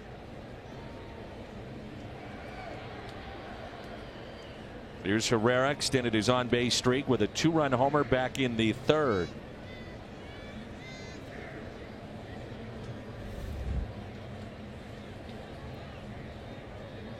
Well, it's pretty clear that Greg Holland is out of sorts. Inconsistency. That in itself makes it tougher to continue to rely only on Bud Norris. And that was our reasoning behind the possibility of using Hicks for a 2nd inning. You're going to have to do that sooner or later.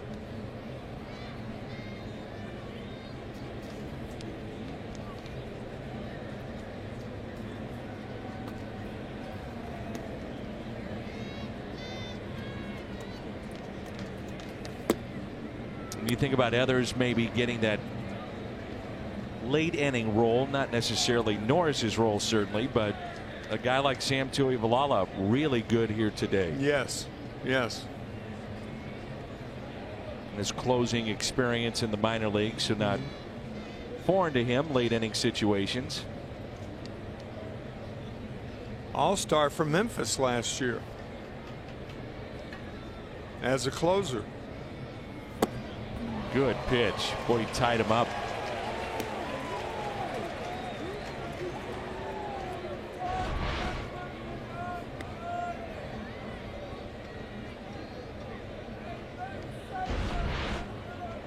Two balls and a strike.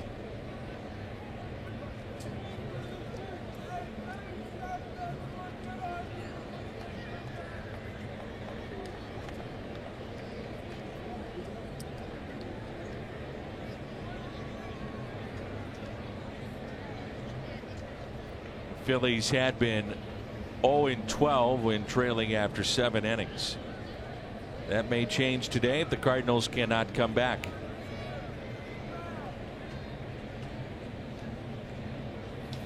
Two and two.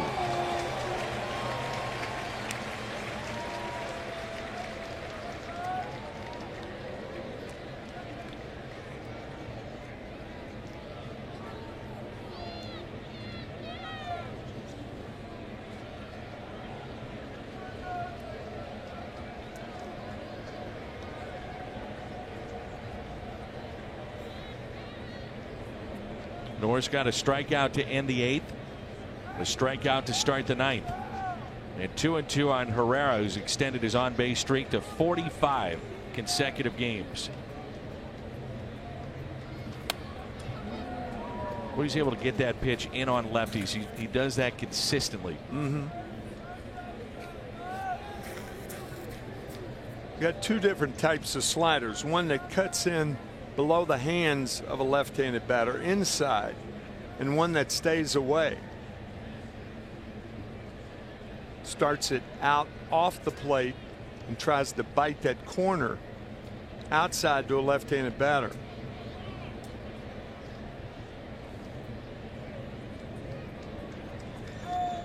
Two and two the count.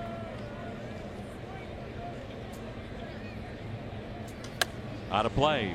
One thing you love about Bud Norris, he's the type of pitcher that has the mentality of gimme the ball. And guys love that.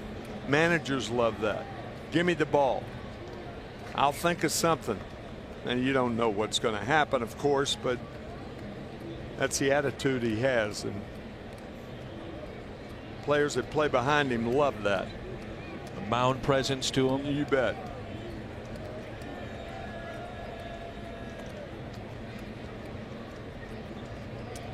The 2-2. It out of play.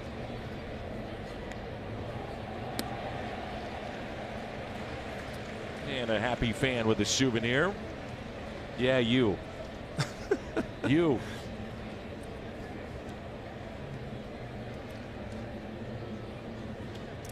Tell you what, Herrera is not shy about taking his time getting in the batter's box.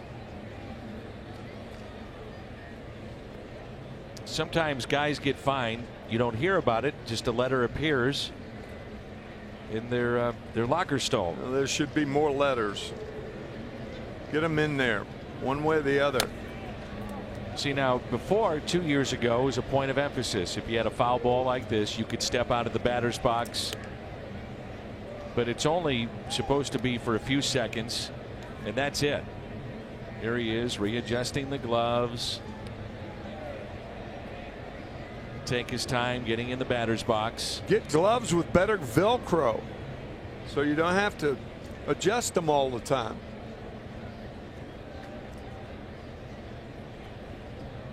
I mean, that is part of the pace of play problem right there. Absolutely.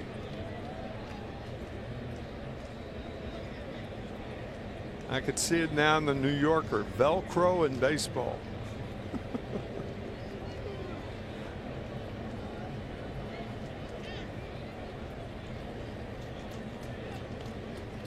Here's a 2-2 pitch to Herrera in the dirt. See, now right now he's not supposed to be able to step out of the batter's box. That's right.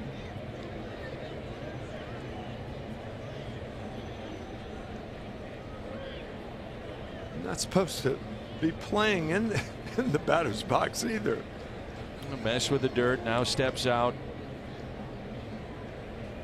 And I always point this out. I mean, if you went to any fan at the ballpark right now, they care less about this. They're enjoying themselves. It's family time, whatever. But for baseball as a whole, a concern is the pace of play. Absolutely. So put it into effect. That was 45 seconds in which he should not have been out of the box. Now here he can, but it's only supposed to be for a handful of seconds, and boom, right back in. Let's go. This is a problem. Not only that, getting back and doing further gardening. And once you're in the box, you shouldn't be able to step out. So once he was in, for instance, the previous pitch, he fiddled with the dirt, then stepped out. That's not supposed to happen. You're preaching to the choir. This is not entertainment. No, it's not. And it's not fun. It's not good watching. It's not good television. It's boring.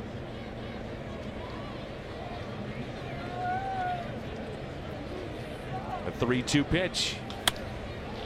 Oh, what a play here by Carpenter. Wow, what a play.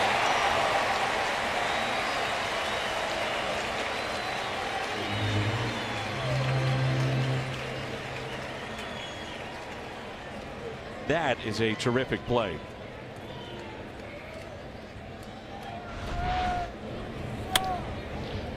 Now Bud Norris and Chris Coughlin out there, trainer, pitching coach, and the manager Mike Matheny. Now Norris did have a little issue, if memory serves correct, on a groin issue in spring, and it was about midway through, and I just wonder if that was something that has crept up here in this game. He went to cover the bag in a spring training start, and there's a little issue there, a little pull. A lot of times those linger. Mike Myers is up and throwing in the pen. With 23 pitches here, save opportunity tomorrow. He's had a tender arm. That's something to keep in mind going into game 4. Had forearm problems, right? Tricep tendonitis, I believe was the call. Okay. Yeah.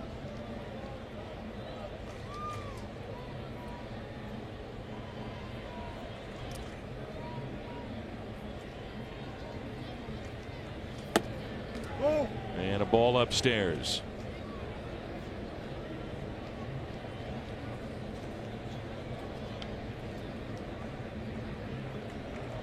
Carlos Santana at the plate.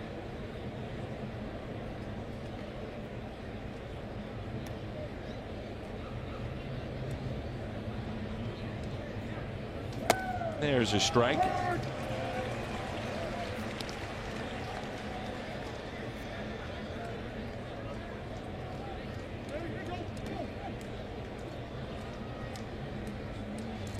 Stepped out of the box, was not supposed to do that. Again, I'm not trying to harp on it. I'm just bringing up a point here.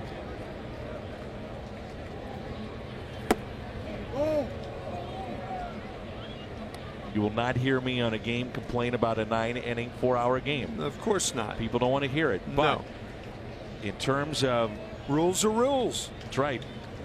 The pace of play and rules, they're not being followed. Make a case that the future of the game depends on it, or at least depends some on it. Steps out. Again, not supposed to happen. And this happens, and I don't mean to pick on Herrera or Santana. It's everybody in the game, right, for the most part.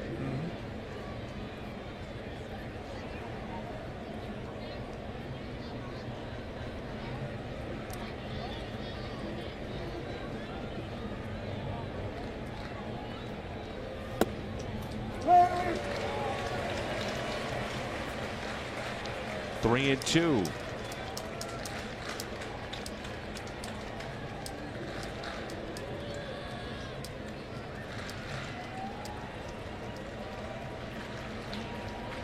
Pitch number 29 for Bud Norris.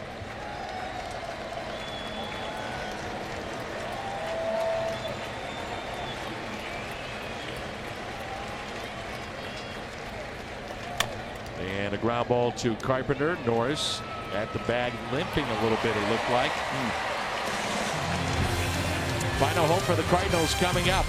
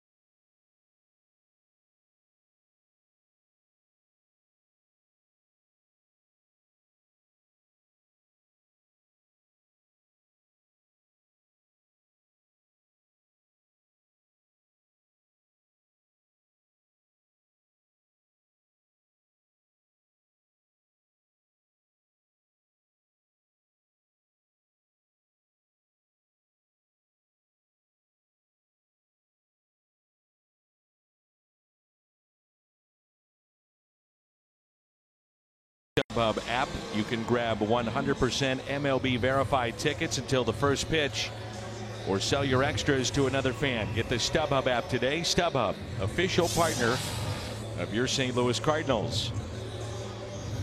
The 8th inning, the Phillies picked up 2, and with that, a 1-run lead.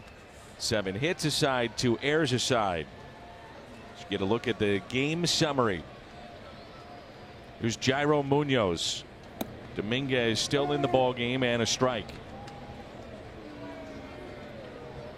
So Dominguez a chance to finish this one off.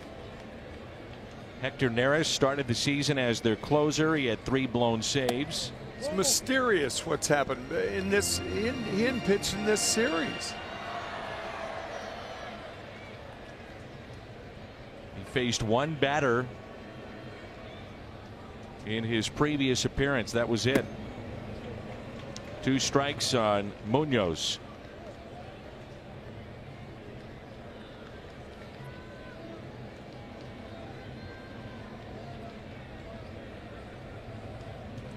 And the 1-2.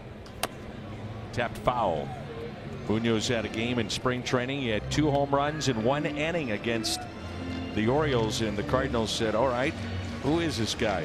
Forced his way onto the roster. Does have a little power. on the year, batting just 111, made the club out of spring, struggled a bit. And the 1-2. 2 balls and 2 strikes.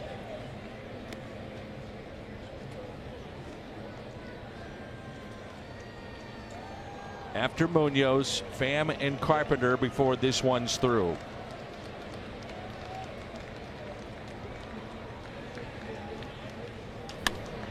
And a fly ball into right. Altair with the catch, and that's the first out here in the bottom of the 9th.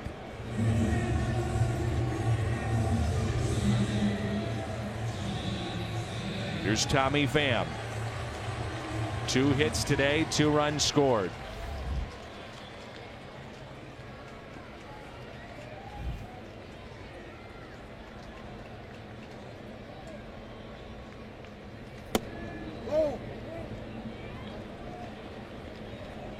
Tommy Pham playing in his 39th game today. He has scored 36 runs. 1 ball, 1 strike.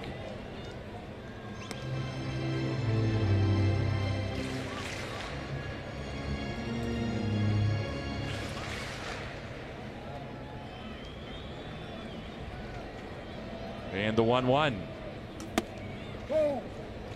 See how Faro tried to pull that back in.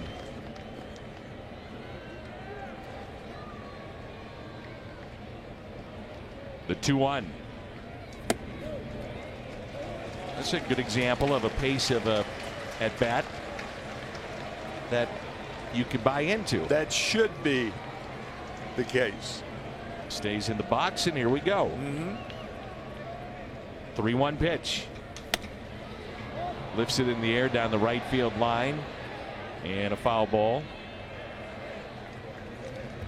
We were watching a Mets classic on SNY, and Ron Darling went the distance. He was on the team bus in wrapping up the 1988 division for the New York Mets, and you were on the call, and we were all just fascinated, and I mean this sincerely. Ron Darling pitched a complete game.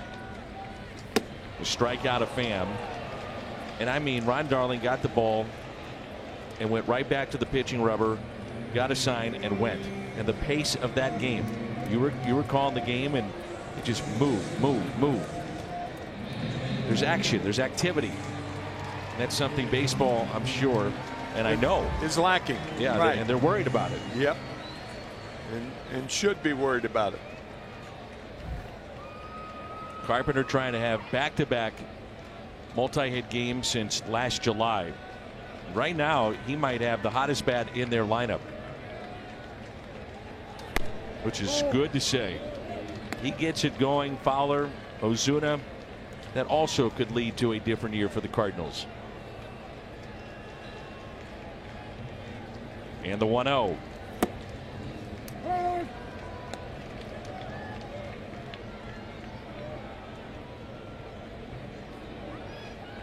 Harrison Bader at the on-deck circle. He would pinch hit for Norris. The 1-1. 2 balls, 1 strike.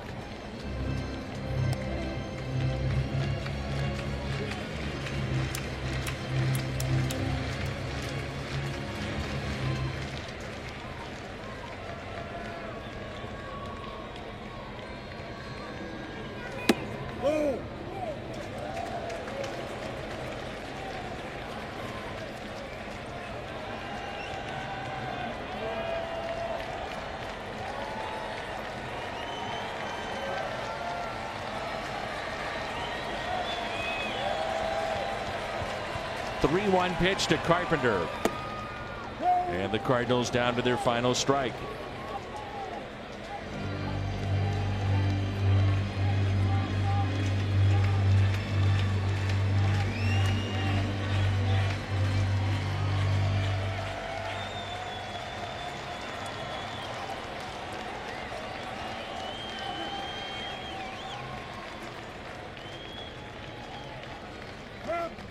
Time called.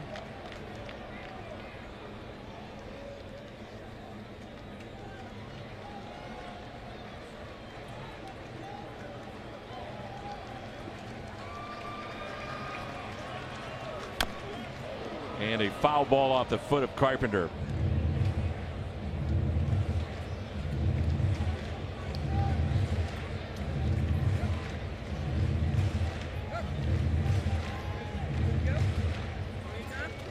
Chris Conroy out. Matt Carpenter says he's all right. Ooh, off the shin, the right leg.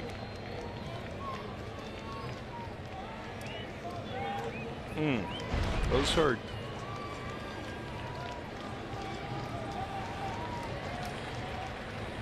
Carpenter with a high fly ball. It's at the wall and caught. The Phillies hold on for a 7-6 win, and they take game 3 of the 4-game series. Carpenter gave it a ride. After hitting one off his foot, long fly ball ends it. Tough loss for the Cardinals.